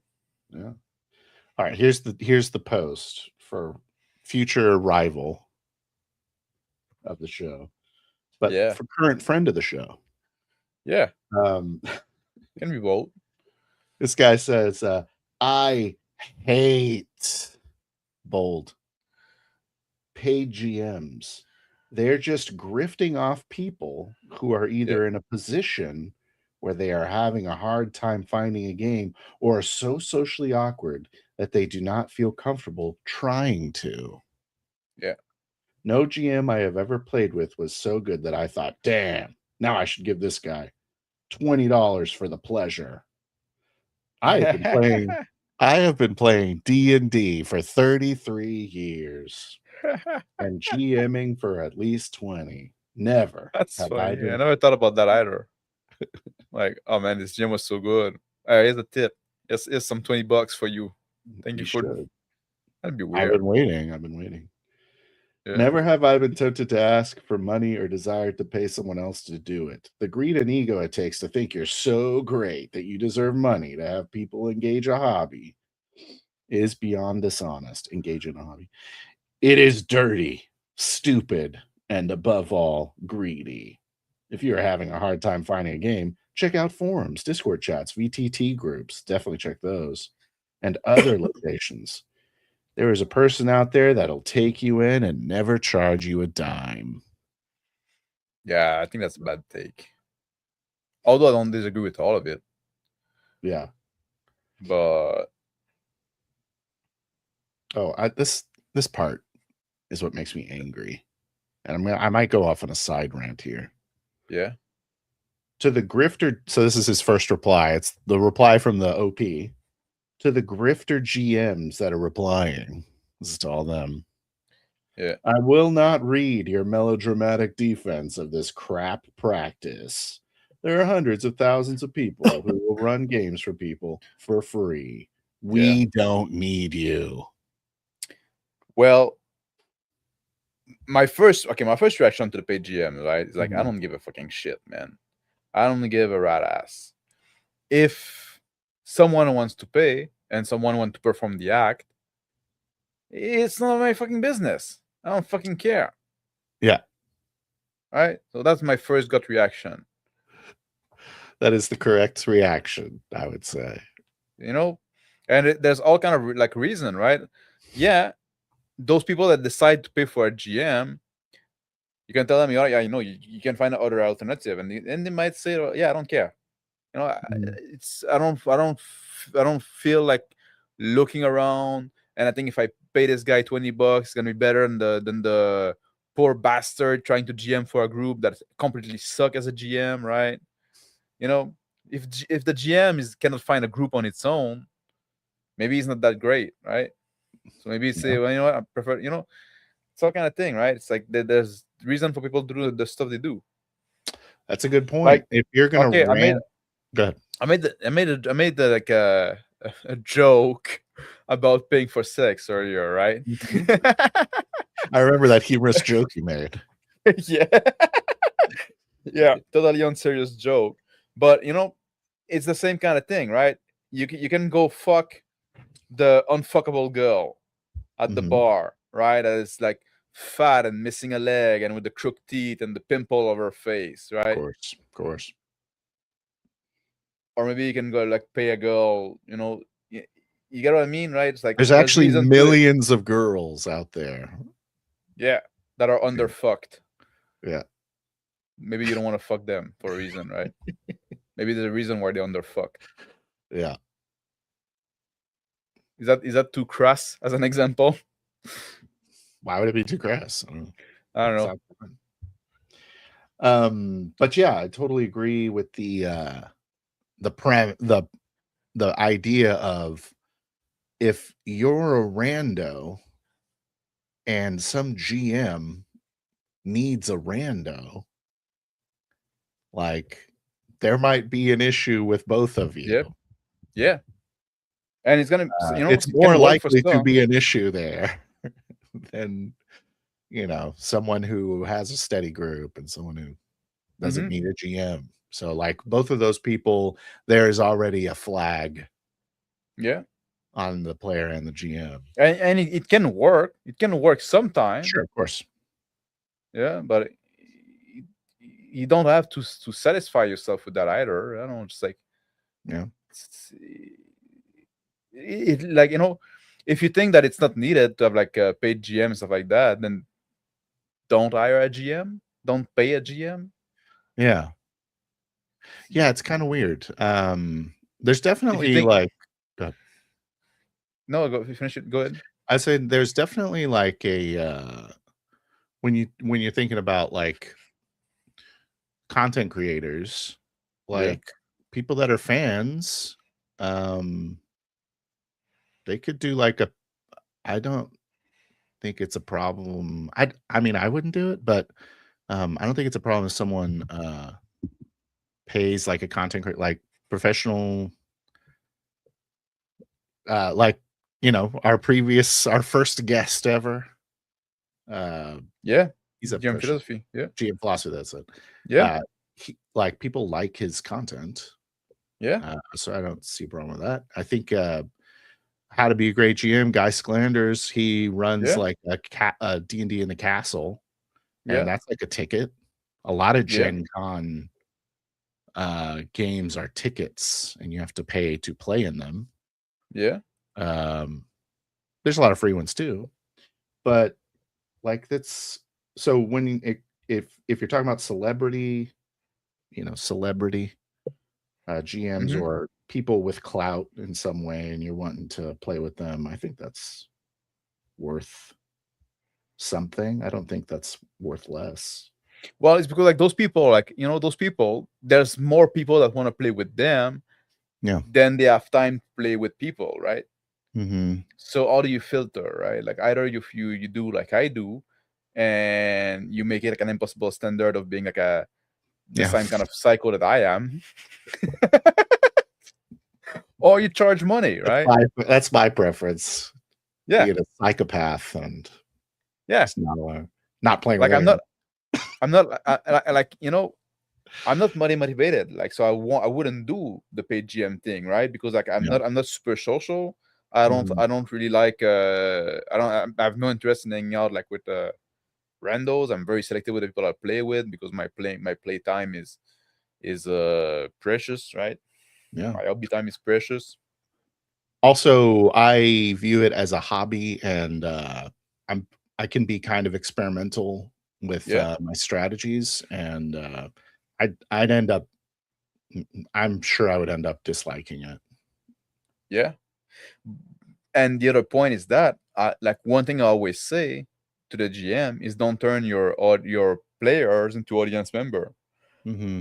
But when you have paid GM, there's kind of the expectation that you're going to be a service provider, right? That Yeah. take them on a ride and present them a nice adventure and stuff like that. And I say like the players, I don't think like the job of the GM should be that much bigger than the job of the player or bigger at all. I don't think it's different. It's not. It shouldn't be more. You also have a Yeah. job as a player, right? I agree. I don't think that the way that we play warrants money from the GM because the players, I think, typically can They're the have like driver of the game. Yeah, they're driving it. Yeah. yeah, But so then what does the paid GM actually do? Uh, and typically they're playing for this other type of game that we don't care for, where there's prep and rails. Maybe not, yeah. maybe not rails. Maybe the Those are filled always out rails. decision tree, the Yeah, spider web, which is a railed spider web. I don't know. Maybe just having like everything ready is what they expect, or I don't know. But if you're a passive player, then I don't want to GM for you. yeah. So maybe you should be paying someone. And there's I think that's usually going to be expectation, right? Like Mhm. like imagine if you'd pay me for to be a GM and I just like present you a premise and then I let you drive, right? I say, I don't know, Yeah, you get your character to do something. yeah, Here's the world, the very broad line of the world, right? mhm, Very like low resolution. We're gonna explore it through play. And here's the premise. I got the ball rolling, but then like you get to do something. yeah. I And will react to what you do, I'm right? never moving your character. I'm never moving a character, right? I'm never gonna force anything, really. Yeah. You can make the game really suck for yourself. Yeah. I'm not gonna intervene. I wonder, So should you intervene if it's why? I don't know. It's all about vetting your players, right? So it's kind It's of like about a vetting the weird player, question. but it's also like you might think, that's also the thing, right? Like if the player gets if the game sucks for the player, it's up to them to get to do something, right? Mm-hmm. Like obviously the world can react and stuff like that, and stuff can happen in the world, which is a form of intervention. But also sometimes like you might maybe the player wants to have like this slow pace, and maybe it doesn't suck for them, right? Just having like maybe they're cooking on something, maybe they're working on something. Sometimes you wanna take your time because you're trying to you're laying down some groundwork for something you want to do, like for something you want to do later, right? You want to establish something about your character, or you want to, you're planting some seed that you're gonna recall later. So you need some time for that. Yeah. It's not harvesting time. The thing that I wanted to talk about that he says in there is something that I have a real big problem with is when people refer to themselves, especially when they're lecturing others, as we. It fucking pisses me off. Oh yeah. Yeah, it's like we don't need you, or like Yeah, I who's think we? I speak for all of us. Like who's Yeah. us? Who the hell are you? Like, you know what I'm saying? That shit. Yeah, I know what you're saying. Because yeah, we don't need you is a problem for me. Yeah, I see what the people on like we had like some Yeah, comments on we the got some paper, right? comments. Let's address We had the some comments. comments. Yeah. I want to listen to their take until like they get the 40 years. Yeah, we established that 40 years, the 30, necessary 33. amount of time that you have to be playing for it to be for your advice, for your 33 is not enough. no, for it Come to back be worth later. something. Yeah. So Tyler said, I never thought to pay my friend for their time, but I've like brought nice food, drinks for them. Yeah, but also like you brought your time, right? It's an exchange, right? You give me your time, I give you my time, right? Also, I play with GMs. Yeah. Everyone's GMing. So Except me. yeah, except Max. He doesn't GM. He should be paying everybody. Yeah. Paid players. See, that's the thing is the GM part is kind of easy. The player part, if you have a good player, that's like really gonna improve your game. But would you? And also, like, I would never pay for a player either because I like playing. So I would if the game was making money. Like if you stream the game and it's making a shit ton of money, right? Yeah, if we're in a profit-driven venture together, sure. Like if we're to put a game if we were to do a live play, right, that was like very successful and stuff like that. Mm-hmm. Full of martial artists. Exactly. Yeah. No, but like you might want to have like your star player be able to make sure that they make himself available for the game, right? So you don't have to cancel. Right. Right. That could be one thing. Talk about that, right? You should do a Kickstarter to have like a new campaign. To pay me not to flake on a game. Not to flake. Exactly. Yeah. That'll be the stretch. That'll be the stretch goal. Stretch goal 1 is Phil doesn't flake. Stretch goal 2 is Max doesn't flake. That's not like Max doesn't go. Yeah. That's not like the player paying the GM or the GM paying the player. It's an audience basically playing everybody involved, right? So yeah. Some players have more value than others. That's absolutely true. Yeah. Yeah. But they're not players, yes, but I guess. Well, GM too. But it's like a bad player has an impact on the game. And it's not necessarily a good impact. Yeah. But they have would you say as much of an impact as a good player? Probably not. If they're like asking questions and like being shitty a bad player can destroy a game more than yeah. You can tank. Depends on the bad. Depends on the bad. But it's like totally the chain passive, being as strong as the weakest link, right? That's true. Yeah. Totally passive, not their players, you could probably get around. Yeah. But if you have a Chaos Goblin or some shit like that. Yeah. Yeah. then it's important. Yeah. Like and talking about like a player like paying me, right? I would much rather, and being good player, I would much rather somebody like make an effort to be a good player Mhm. than him giving me $20 at the end of the game, Oh yeah, that's a good point. right? Yeah, Give me some good time at a table, because that's 'cause rare. that's why I'm there. I'm What? not there. I'm not there for $20. Yeah, Like, who cares? I don't yeah. need $20. I like $20. I like $20, right? But like, what do you We're not get gonna anyway with that? we're not gonna spit on $20, but Can you imagine that to give make a me back difference in my your month? 3 hours. Give me Yeah, back to my make it hours. yeah, to make a significant difference in your months, and you would have to do so many of them, right? Yeah, Yeah. that's a good Flames on point. Beats, at least if you paid it with the paid GM, they probably put the effort into making some nice map, put on a voice.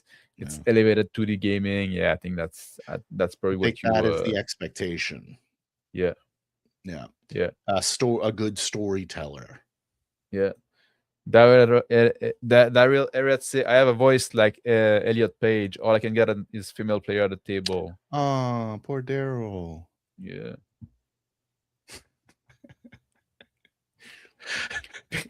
I'm just constantly surrounded by women. It's a curse of mine. Yeah. It could That's be. a Professor Dan Master also only have like a female table, right? Does Female it? player at this table. Yeah, Smart. think so. It's like it's his wife and his wife's Now, friend, something like that. now we're There might be another monetizing. guy in there. What? I said now we're monetizing. Yeah.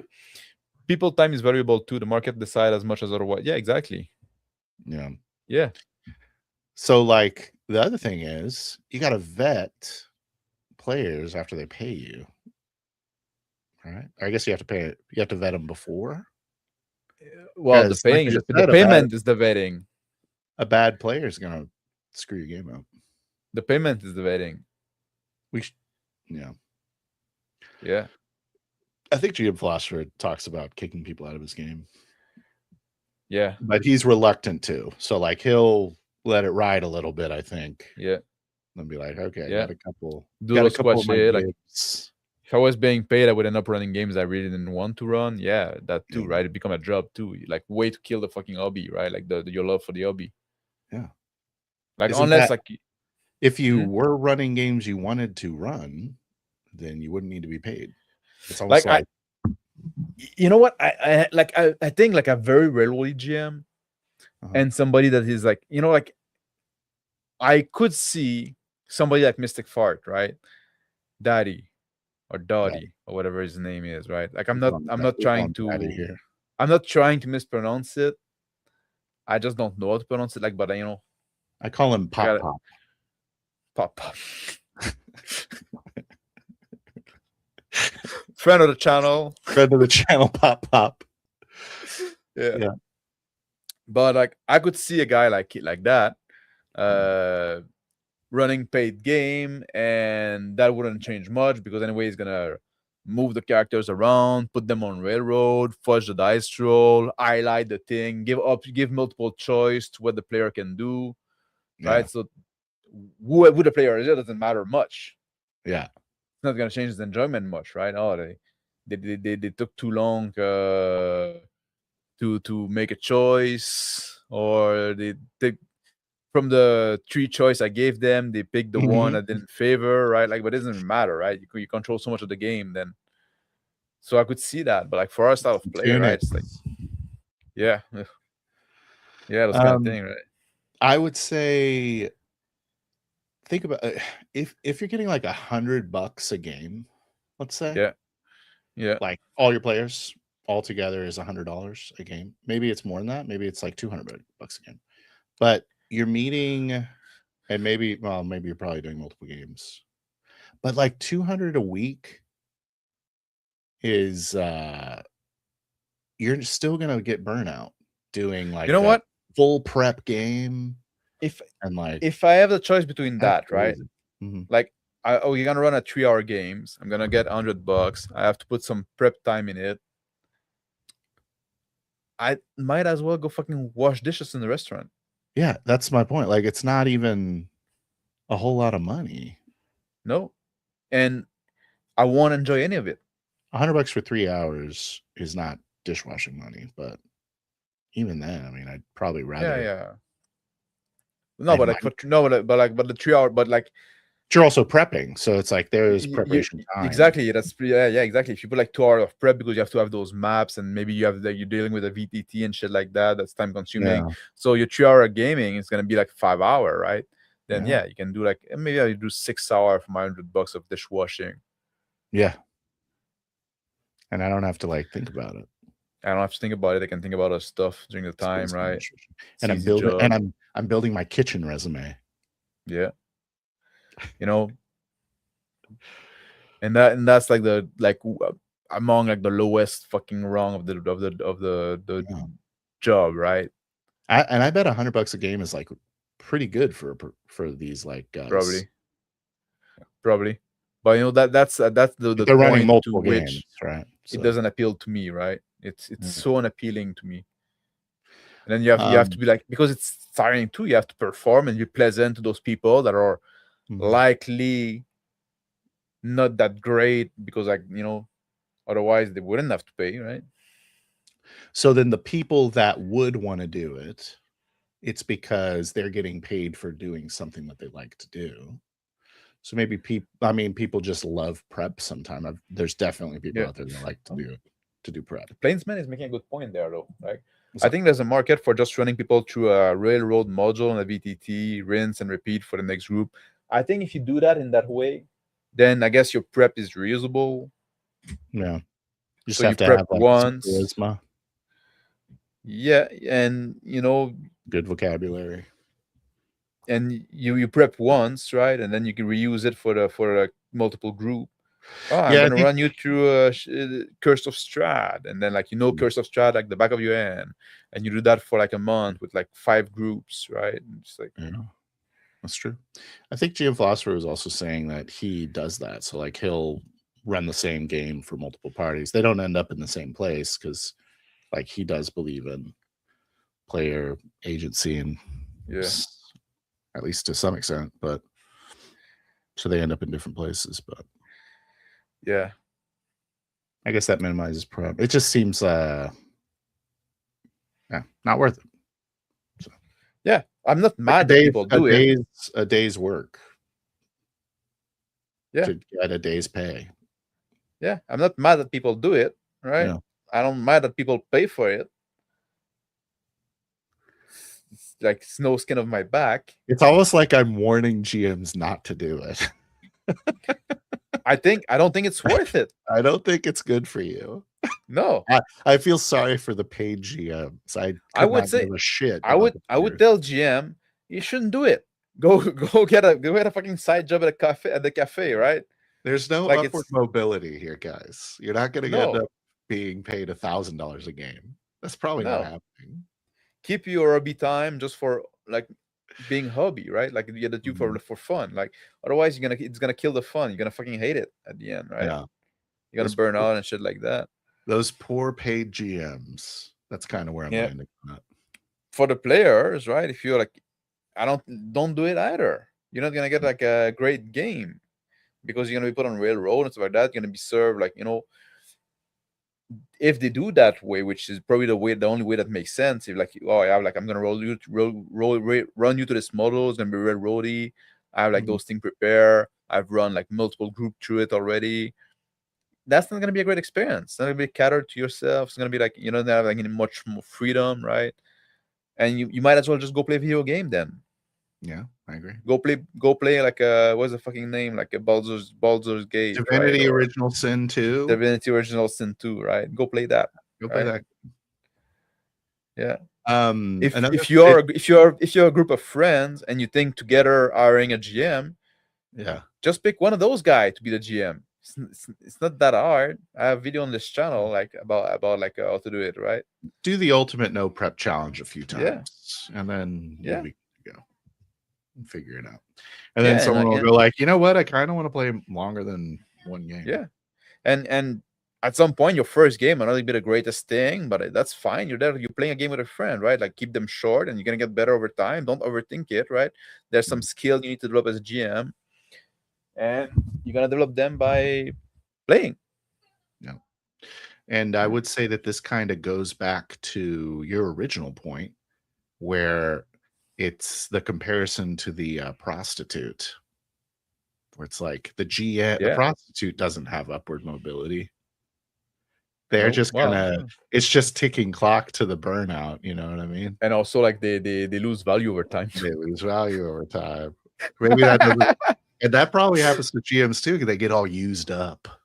Yeah, you get all used up. Well, the They're GM like, can get more skillful, I guess. Eventually the light goes away in their eyes. Yeah, maybe. Yeah. I don't know if you're And abusing the same way. I feel sorry for the prostitute more than I feel sorry for the John. I don't.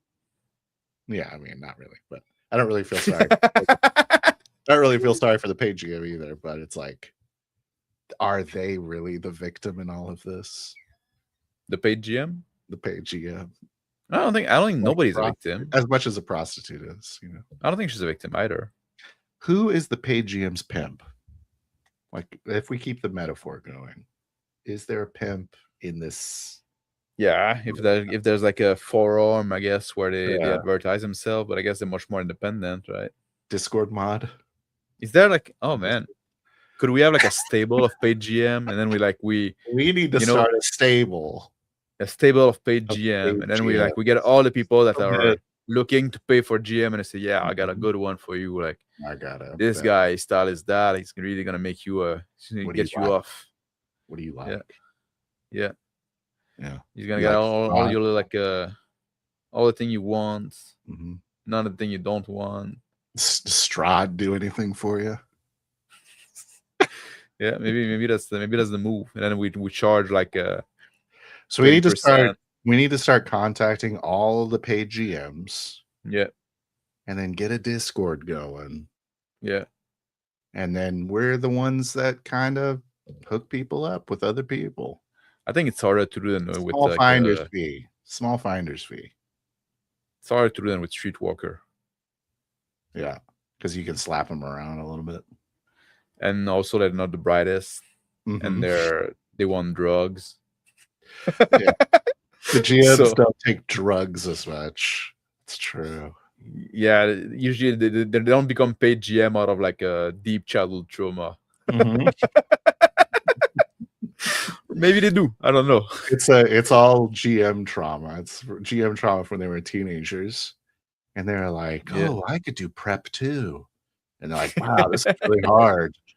I should be paid for this." I guess that's another like parallel between the paid GM and the whore. They both do prep. They're both You know, prep is the drug to not get AIDS. Yeah.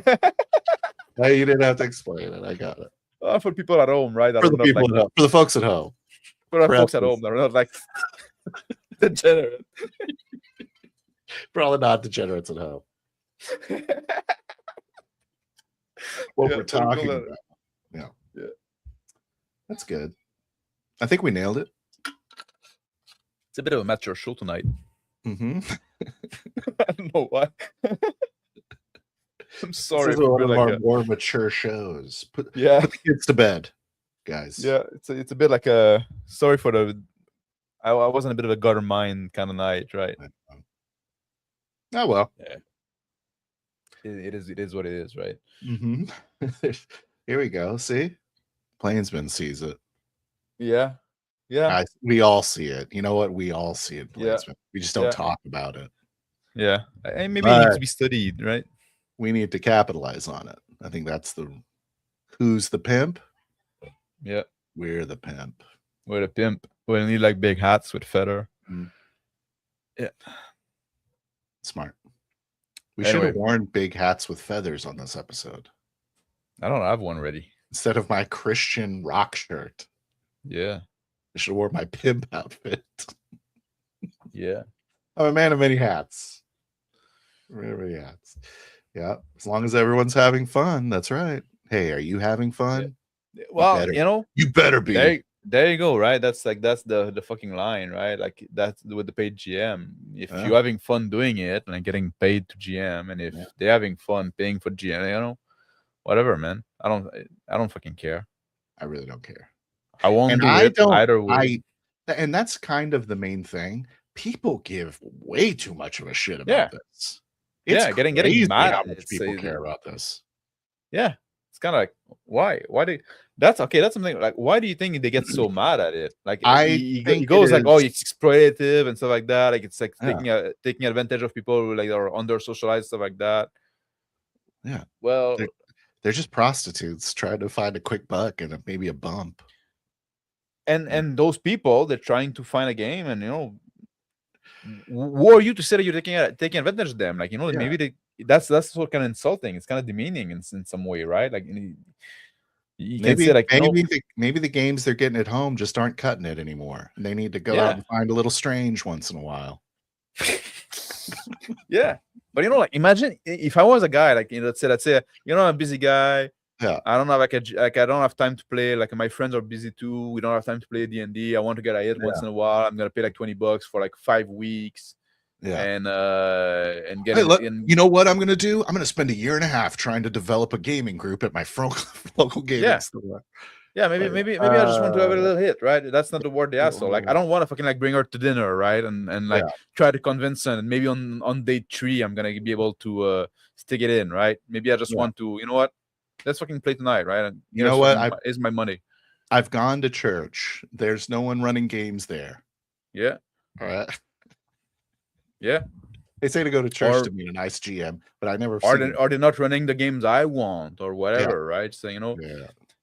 and then like I make this choice as a grown man that Mhm. it's worth, like the payment is worth my time, right? Like it's like the getting rid of the asshole is worth like spending some money. And Yeah, then you come in and you say like, oh, you're exploiting on like people that are like under the like, fuck you. yeah. I'm not feeling exploited. I'm a man with money making a choice how I fucking spend it, right? It's very It demeaning talking about people like that. People yeah, know what they're doing, right? it's my fucking dollar.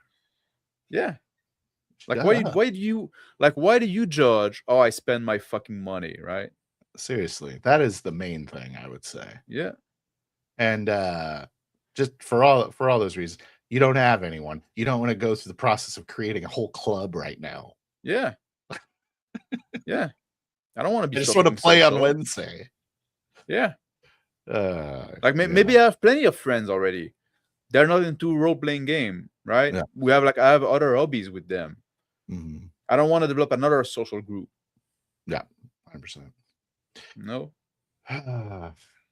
So I don't know, It's just man. everywhere, man. It's just like everyone has Yeah. this huge problem with what people are doing. Like, Yeah.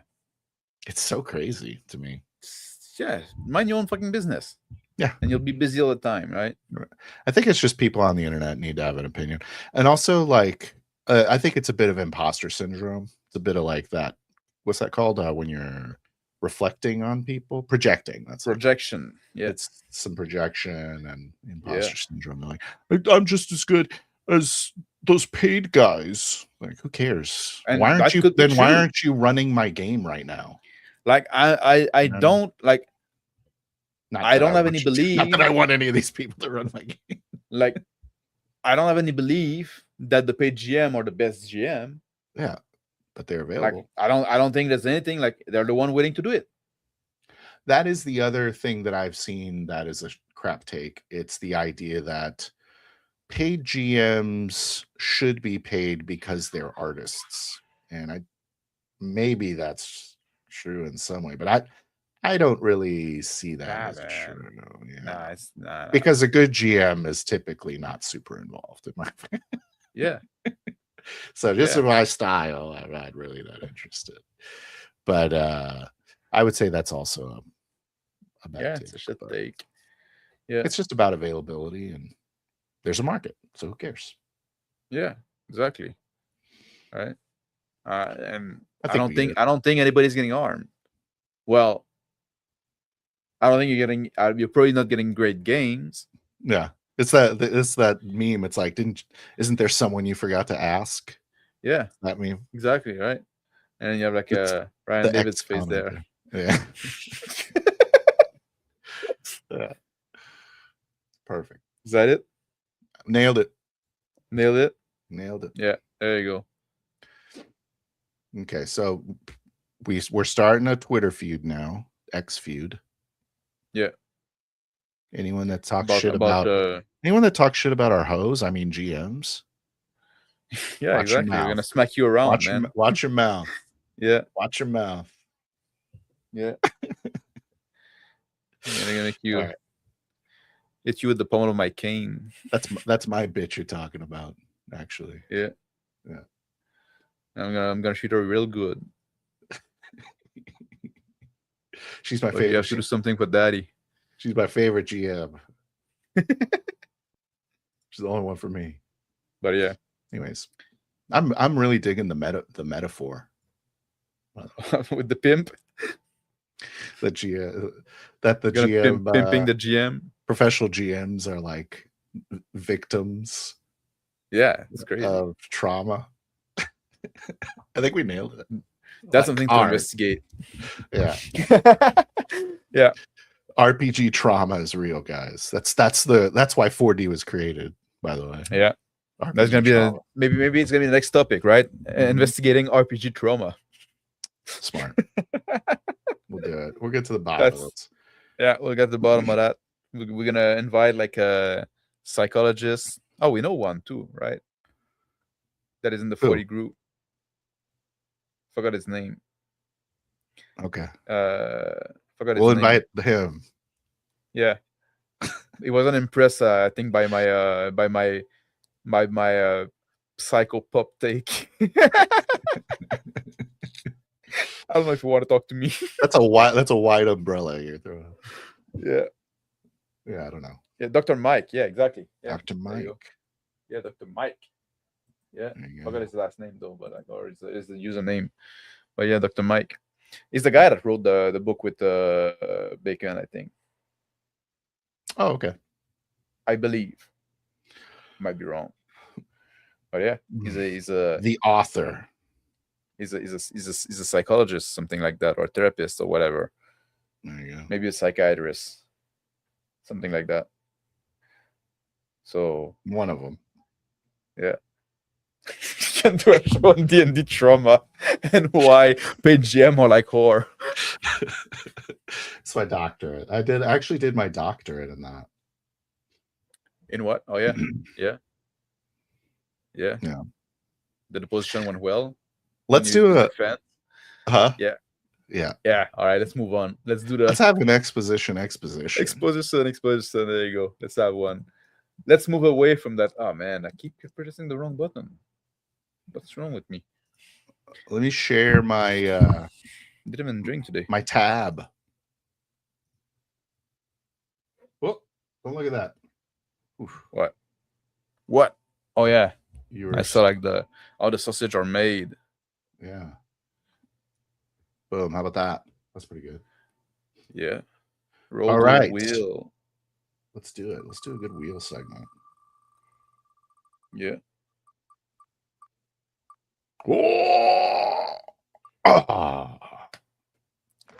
Fantasy race. Oh, those are fun. You can have like stackable people. That squat on top of the end of each other. Finally, we can revisit stackable people. Stackable people. Why is it chopping off the bottom? Why are you doing? Who knows? Silly old. How about that? There you go. And boom. If the people aren't stackable, I'm not interested. Is this the second time that it went? Don't go Gonzo. Oh, it's Gonzo, for fuck's sake. They're stackable people. That's not Gonzo. That's a Western. Yeah, stackable people. Listen, Gonzo. Classic Gonzo. What are we talking about right now? Oh, did we ever define what classic was? It's like classic sci-fi is meant to just be more like a hard, like basically 80s. Basically, classic is like you double down on the theme. Classic right? fantasy is like traditional. So like traditional. But what's Traditional Gonzo. traditional Gonzo? I don't know It's too much. like the opposite. It's like Gonzo, like is everything, anything goes, right? So Very I guess, classic, anything goes. yeah, classic, anything goes. But I guess like that what it means, like it's not gonna be flavor. It's not gonna be like it's not gonna be a Western Gonzo. It's not gonna be a fantasy Gonzo or modern Gonzo. But like Gonzo can be all those at once, right? So it doesn't mean much. Yeah. I guess it's more like a negative. Like we don't have to lean down into one specific aspect. Well, we also have the thing is fantasy races. So it kind of tickles the fantasy a little bit. The words Well, in there, fantasy race, I think it just means like it's a race that doesn't exist, right? fictional races. Yeah. Yeah, fictional races could be like the term, right? So All we're right. not remaking like the Olmec or whatever, right? Mm-hmm. The Olmec. Yeah, Stackable Olmecs. stackable Olmec. So it's like I'm urged to respin There you it. go. Classic, the Hunter S. Thompson RPG. Hunter S. Thompson. Yeah, Okay. we're talking about like a PCP I guess that's earlier, right? fair. I guess we could have it be like some sort of psychedelic dream. That's probably smart. Probably smart. Yeah, it's probably So what's probably classic Gonzo, I would say. So if you're really leaning into sort of like the psychedelic vibe of the 70s, 80s, you know? that wasn't the defining aspect of Gonzo in the sense of Hunter S. Thompson. The what make Gonzo journalism what it wasn't the craziness, but it was like it was a bit crazy, but it was like the journalist putting himself in the news of what he was covering and making himself part of the news, right? That's what it, and that's why So you're like saying like Gonzo journalism? yep. And the term before like being into like a novel and something like that, you had like Gonzo porn, right? Where the cameraman would Yeah. be involved in the action and stuff like that, right? So it's when the reporter Mm-hmm. make First himself part of person. what is he's not like an outside observer. He's like an Mhm. inside observer, right? Interacting with the subject. That's the typical term of Gonzo. Okay. But somehow it went when it went to novel and stuff like that, it just became to mean like it doesn't have to make sense. Anything goes, right? Yeah. But we So can that's go into kind of psychedelic interesting. stuff. What? How do you do yeah, it could be, right? Because I feel like that is kind of Gonzo in Yeah, our current definition of it. yeah. But is there a way we could actually do that when you talk about like Gonzo being sort of like I don't know, like fourth wall breaking, or I don't know if you'd call it that, or first person. Oh, that's interesting. Is there a way to make a fantasy race out of that? Um, I don't really know. It's because like role playing by its kind of definition is sort of that, you know, yeah, like subjective perception of what's happening. turning the outside observer into an involved agent, right? Hmm. Can you do that in RPGs? Is there like would there be an equivalent to that? I don't see how it would be. Like Okay, now maybe we're there was gonna some take it. metagaming. We're gonna kind of remove it a little bit more and sort of like wrap it into the premise of this game, and that is some sort of like race. They're the antagonists of this game, and they are basically sort of like Matrix, right? So they're kind of like putting you in this sort of simulated reality almost. You know what I mean?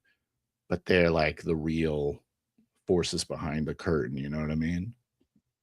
I like what Daryl is saying there. Okay, what's Daryl saying? Fantasy Gonzo race. Only give twins to only give birds to conjoin twin. Right? I like that already. And say one twin can only speak in character, the other meta. So there's like everybody in this have like are conjoined twins. So they're all like 2 head and 2 brain basically, right? But they share one body in some extent. Mm-hmm. And one is very like live in the world present of the in game, the existent world, yeah. While the other one is going to refer to the game mechanics, to what happened at the table, right? He's gonna talk to the about the player. Mm-hmm. You know, he's gonna make comments about the fucking player beards, right? Like he doesn't see the character, he see the player. That's fucking crazy. Gonzo. I That fucking love that idea. That is a really good idea. Yeah. Classic Gonzo. And I think fucking Daryl nailed it. Yeah. Right. Damn it, Daryl. Good job. Yeah. Daryl, I'm giving you this one. It's you fucking nailed it. It's great. Yeah. So it'd be crazy. It'd be fucking Gonzo as hell. But yeah, I think that man, this idea of like one of the twin, one of the mouth, one of the brain, one of the fucking face, or whatever you want to design it, that those are detail, like seeing around the table, not in the world of the game. So they're kind of like just to kind of flesh out the look of these guys and all that other stuff.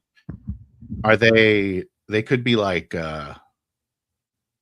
blind or something, like the second head? Clearly the head that experiences the world is kind of in control of the limbs, and like, would you say, or you think it's like a probably, yeah. And then they have like this kind of like maybe they share some control, because like they might yeah, I'm like reluctant to take everything away from the second head, like that kind of loses the, because like, it's not blind, it's blind in a sense to what's happening in the game world, but he can inform his decision and he can move basically his character based on what he gets from what the player says, right?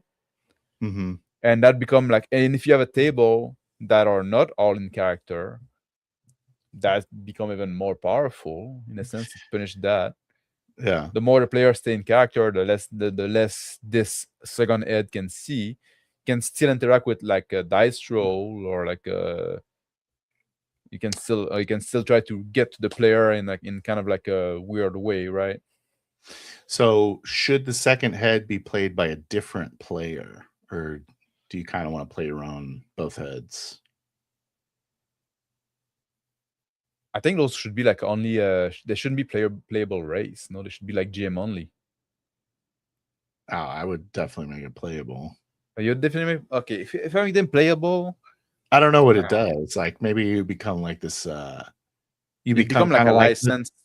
You become like the chosen one of the race. You become like a license to meta game, right? And break in character. Yeah, I would make it by the same. I would make this one player control it, but he has to alternate his turn. I guess. So he doesn't take like every other turn he's controlling like one head or the other. Mm-hmm. Well, I mean, you say where you are, what you're doing, what you're saying. You only have 2 mouths. That's the only difference, right? Yeah. Because you're only at one body. But I think it's interesting. Yeah, like there you go. Like whatever. If I can just say something real quick, I think it's interesting because if you have like 2 heads, and like the game has that sort of meta feel to it, so this race has this almost like a spirituality to it, where they have existed before the game, right? Yeah. And they will exist after the game potentially. And now that the game has started, all the second heads of all these creatures know that something has changed like yeah. in the universe, you know what I mean? And so Yeah. because you're playing one, you actually become sort of like the god emperor of this race, like as you're playing, because they're like, or a target for assassination, because they're like, oh, they're going to unseat the status quo because we've But been living this civilization for a long time. You know what I mean? but also they might also like the not be seen as seriously by other people that don't have this other side, right? This otherworldly side, right? Like But it's just like people everyone in the race people has conjoined twins. So everyone in the race, but the people not from that race just think like, oh, this race, they have one head that is crazy and speak yeah, nonsense. well, that's definitely part of it too. Yeah. But Like I like what everyone, like Coco has put it, like one head is 1D, the other one is 4D. Yeah. Like what if you are a player character that playing one of those character, right? When you play like the 1D head, you can make like those turn by committee, and you can say like, oh, you can like use your meta knowledge of the game, right? Oh, this creature there, like I read in the GMG, like, and that's your turn. That's what you're saying in your turn, right? And the mhm, people in the game, the people in the game world, hear the heads say that. It makes no sense to them, yeah. but I don't know. That's certainly one way to do it. It could be super campy, and who cares? Yeah, Uh, I like yeah, the it's fun idea to work. of it being this like huge uh metaphysical like experiment where it's like Yeah, the game is like this climactic, like apocalyptic level event that's happening in this race's history, because it's like it turns on all the second heads. You know what I mean? Like, what have the second heads been doing before the game? do they exist? I don't think Not so. nothing exists. I think nothing exists outside the game, right? And the Yeah, second head is conscious of that. They know that yeah, they know that they came in that, that's a good like, point. yeah, I might be like 30-year-old, but really like I'm 30 minutes year old because I just started existing when the game came to Mhm. became play, and all those memory, this backstory I have is doesn't exist, But it exists for the other head. but it exists for the other head. The other head So like, it's like the other head, some of them are probably like killing the second head, when they're trying to poison them, it's very common, because this head is like, or oh, this, drug them. yeah. Yeah, we're back on the psychedelic. But does the second heads know anything outside of the game?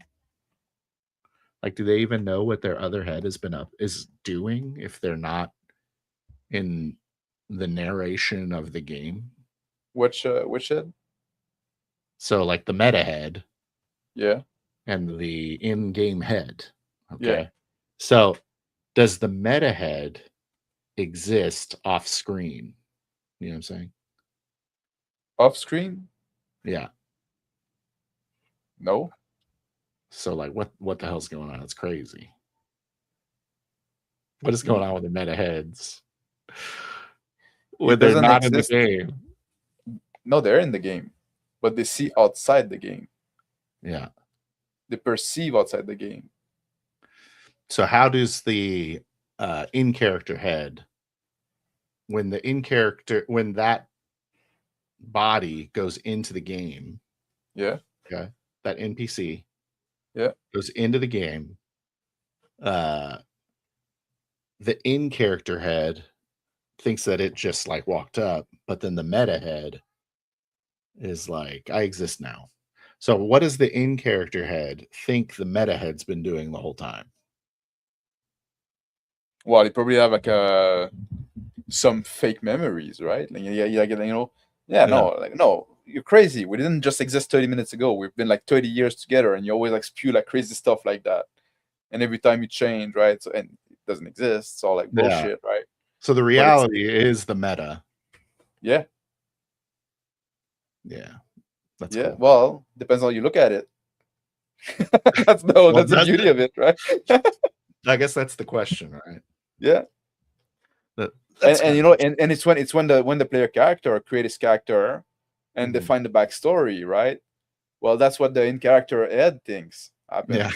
The meta head is So like, the player character choose what the ICA the in character head or Yeah. the end character head experienced that, and the meta head know that just some guy that decided that So just 5 minutes before the game probably was in the shitter, right? So, so do the meta heads that are NPCs, do they realize that they are GM yeah, driven, yeah. or do they have a personality outside of the GM?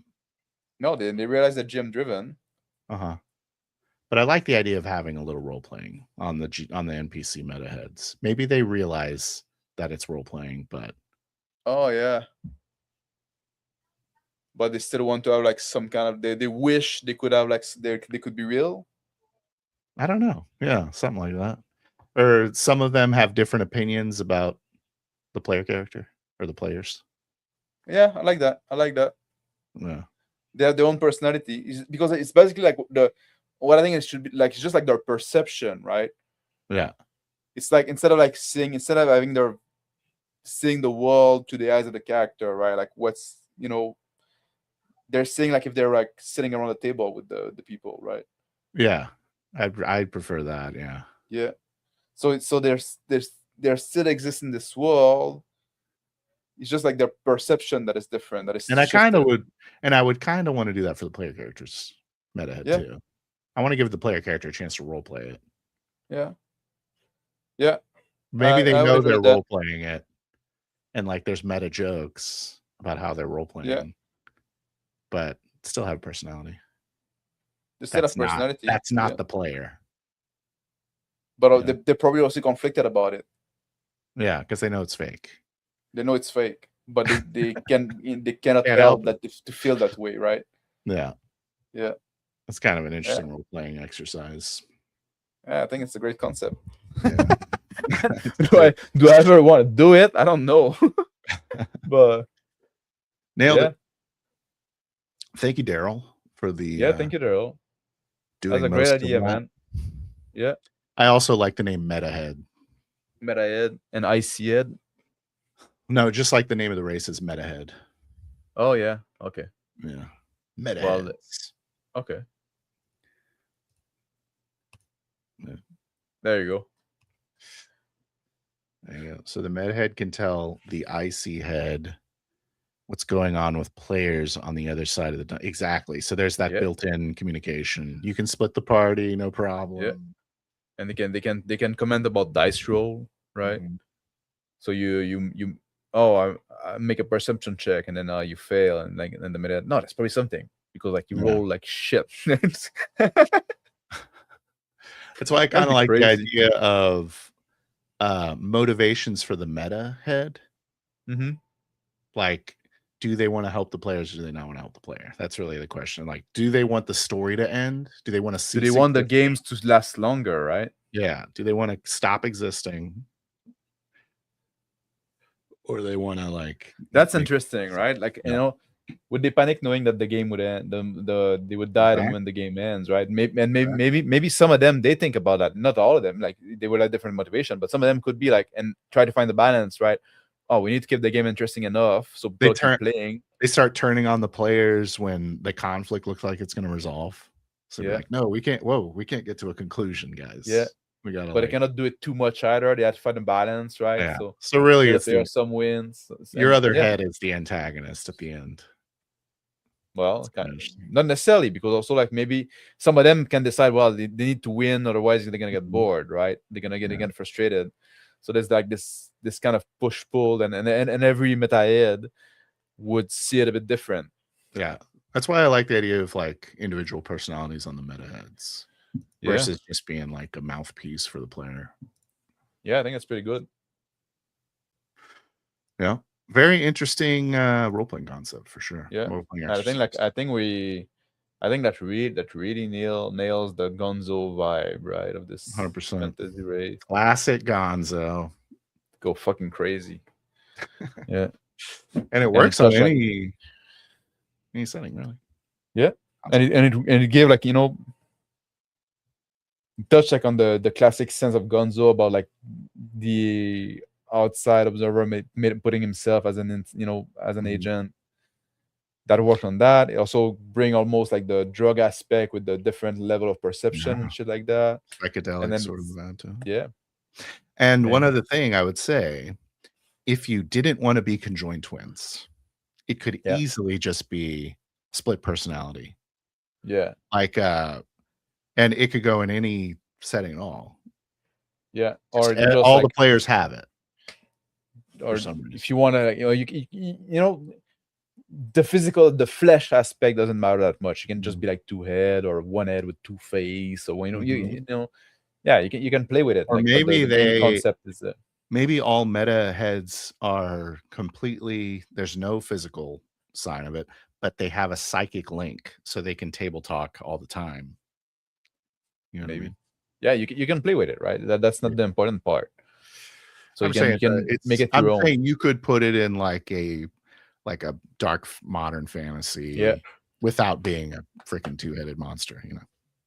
you can bring Um, those like to even like you can make them like a special type of vampire and fucking mhm. the masquerade, like some kind of Yeah, special type of Malkavian. Malkavian. Yeah, Yeah. and How to pee. yeah, Nailed it. nailed it. But you know what? My meta head would love your meta head, by the way, Mike Max. Here we go again. Here we go again. Yeah, yeah. That's the thing too, right? They can be buddy. They can be Mhm. they can or rivals and stuff like that, right? Yeah. This is the wheel of rants. The Here wheel of we go again. rants. There Oh we go boy. again. Here we go again. On the wheel again. Mhm. Oh, this is Exposing a the repeat. law. It is a repeat, right? Maybe our view change about it. Do we need to You know what? change about it? When Okay. when we talk about did we talk about that when Tyler was on? Maybe. And I maybe it forgot. was Crispies. Or maybe it was Crispies. I think we had a guess when we talk about it. Yeah, I think so too. So exposing the lore. My view didn't change on it, but maybe people didn't watch. It was Tyler. Okay. I Yeah, would say just a quick thing is if you don't have a lot of stuff in mind, yeah, um, just like be okay with players making up stuff, you know. yeah, You might have a certain flavor in mind, and that should be established in session 0, I guess. yeah, But sometimes you mess it up, or you're not clear enough to describe your vision of the game. You know, not yeah, everyone's perfect, but have a real good reason to not to disagree with someone, because well, and disagreeing is very jarring. When yes, it happens, it's very yeah, hard to correct someone with lore in and character. when you disagree once, you really train your player not to be Yeah, proactive anymore, right? They're gonna yeah. take a back seat and be passive. Yeah, But there's usually this will come up in style game that we like, in my opinion. Usually this stuff comes up in conversation between player characters, or maybe player character and yeah, NPC, when the player character will invent a yeah, lore. So it's really difficult to kind of correct it without it feeling yeah, jarring. yeah. And also, like, the important thing to remember, I believe, that the authorial voice of RPG is shared between everybody at the table, right? It's not the GM Mhm. that is the author of the game. Everybody at the table are, Yeah. and so so it's not your world and it's not like your vision. You agree on a vision together in session 0. That's what session 0 is for, right? You agree on the big line of the vision, and then together you try to bring this vision to terms, right? And that's really hard. Yeah, Maybe it's not hard, but it is kind of like one of the last things to go is the yeah. GM's But ownership it over it is hard. the world. Yeah, it Oops. is. Because sorry for the puppy. Yeah. Even if you agree on the principle, you also kind of need to share aesthetic, right? And that can be hard too, right? Like if we Yeah. don't like the same kind of fiction and stuff like that, or we want to pull in different directions sometime, or Even Mhm. in the in the Brian and the Wine game, right? Yeah. At some point, like I didn't realize you were going for that high fantasy. Mhm. And at some point, like there were some moves that were a bit clashing, right? I was expecting something to be like, oh, what's happening there? But like but then the people in the world reacted like, oh yeah, that's just like something that happens sometime, right? Mhm. Those monster, those magic items and stuff like that. But that's fine. I adapt and that's it, right? I go with it. So okay, now I understand, right? I understand that it's fantasy, like magic is not so rare, right? So I'm Mhm. gonna change how I think about it.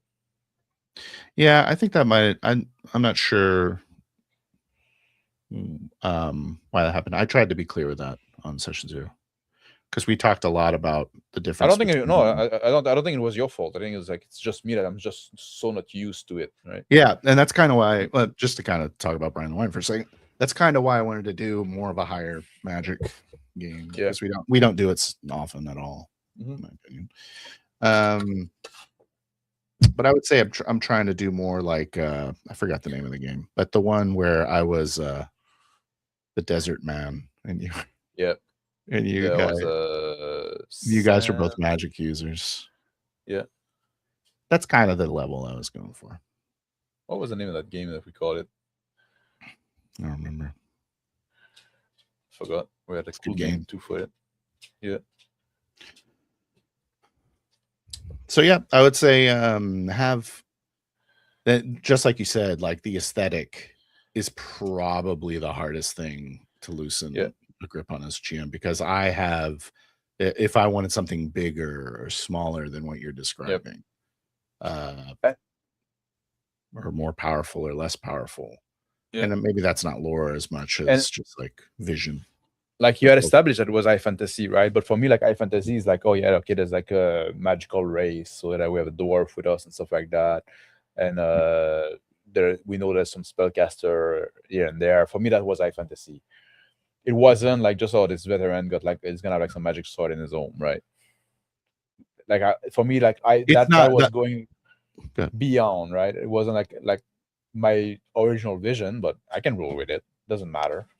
He is. It is not supposed to be that common that he has magic sword. So you're Okay. not wrong. It is. It was meant to be surprising. So Okay. that's good that you were That's how surprised. to communicate. Yeah, it is hard. Yeah. But you have to go like you have to be coy about it. You know what? I can might not believe it, but I have like some magic sword. Yeah, it's true. Then you communicate like that he does have them, but it's rare. Yeah.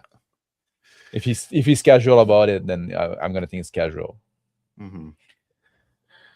Uh, the other thing I wanted to say about that is think about our movies, good movies, because we have a Mm-hmm. lot of shit movies nowadays, or books, right? Good books expose the lore, right? They don't stop you and tell you like, oh, so in this world, this is they don't do lore dump.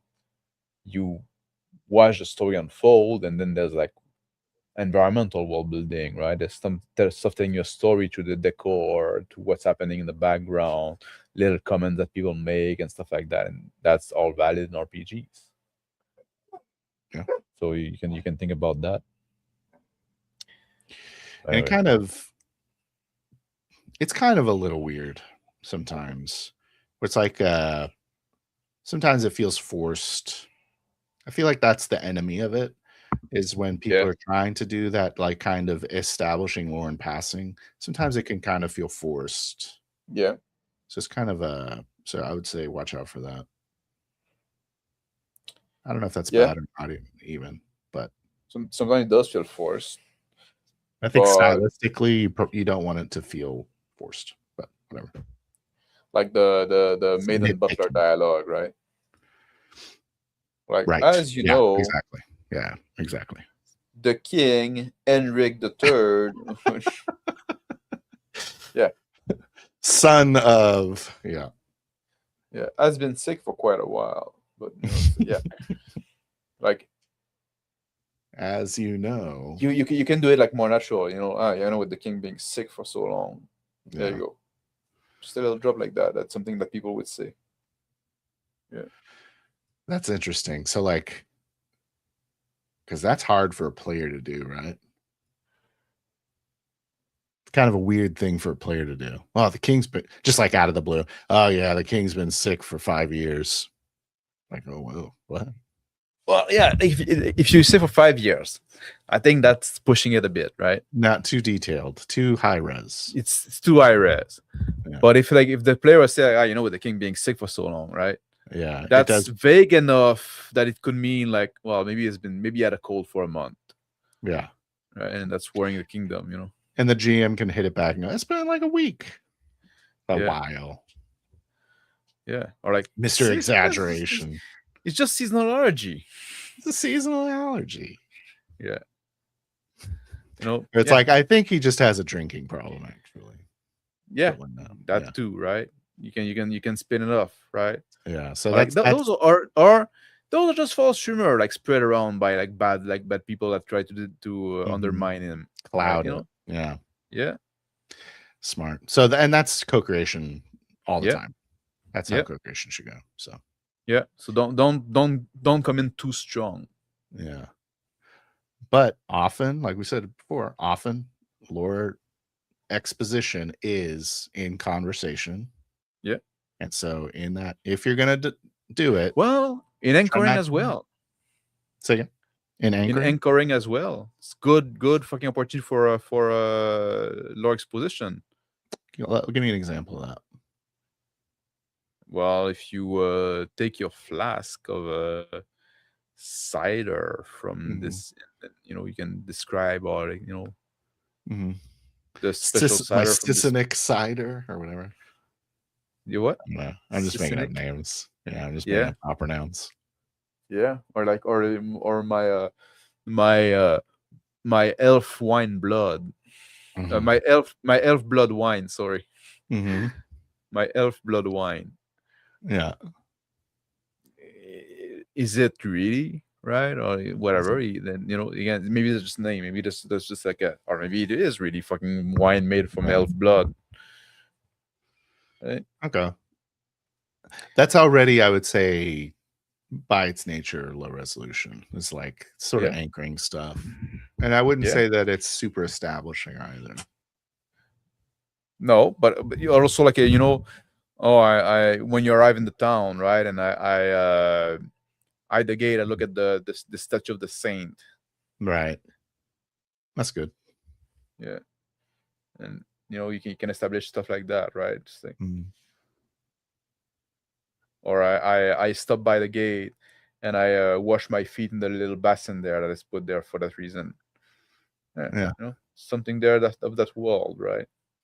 We did that a lot in the desert game, in the sand. Or in even more in like the follow up, right, in the same world where we go in the tent, right, and there's a lot of like with when I was playing the bard, right, the bard kind of guy, and all those those custom, right, with the culture. So yeah, you're right. Good way to do lore exposition. You're pretty good at it, actually, Phil. Thank you. I love developing desert cultures. Yeah. I don't know why. Yeah. It's funny. It's like you live near the desert, no? I do. I went to the desert like earlier this year. When was it? Yeah, it's not like sometimes like that is exotic or foreign for you, right? Just like you fucking live in the desert. Not really. I live in like a real humid kind of piney woods forest. Oh, really? Oh, yeah. But the desert, I got to go east for about 12 hours. Oh, okay. Or, I'm sorry, west, not east, west. Okay. For me, Texas is all like it's all the same thing. It's hot, that's for sure. It's this tiny little place with one climate, one biome. But it's like more swampy than. Really? I'm exaggerating. It's a piney woods forest. Oh, that's nice. That's nice. There you go. They got I a like it. desert in the panhandle areas. Yeah. Yeah, you got to go west for the desert. Anyways, I Yeah. went there. I love that desert, man. There you go. They'll do it right there too. I stepped to the bar. Give me one of those pickle elf here. Just drink to the jar and the mental. Yeah. Yeah. There you go. You establish something at the wall, right? And it's vague enough that it might just be a name that they give it to. Like Yeah. we have like It's an what do we artichoke, call, like, actually. we have like oreille de Christ in Quebec, like Christ ears. Oh, interesting. Yeah, it's like fried lard or something. Fried lard with maple syrup. But still an homage to Christ. Yeah, still not much Christ. Yeah. We're not heathens out here. No. But yeah, it's a thing. It's a thing you eat at the Sugar Shack. Christ ears. Right on. Nailed it. Easy. Nailed it. All right. Thank you, Phil, for joining me for this. I don't know if you have any more questions that you wanted to ask me. Let's see. I almost forgot it.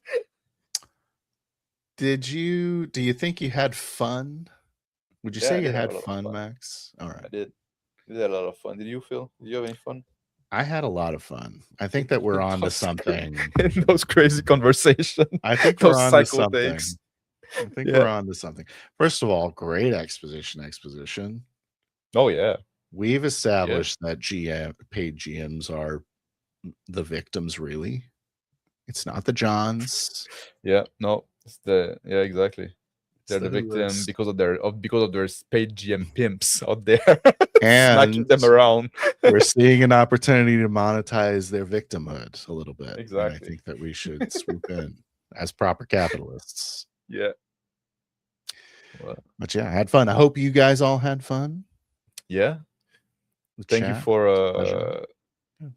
everybody that joined us live and everybody that's gonna watch on the replay. Yeah. And we'll be back in 2 weeks. We apologize to the mothers and the babies. Yeah, sorry for being a bit of a vulgar show tonight. A bit of a for mature audience. Yeah. But real quick, if you guys want to hear the best Striper song, it's called More Than a Man. Go ahead when you get off of here. Go check out More Than a Man by Striper. Is it about Christ? Yeah. Oh, he is more than a man. Yeah. There you go. Take care. Have a good night. I'm ending the stream now. I'm pressing on the button. Press it.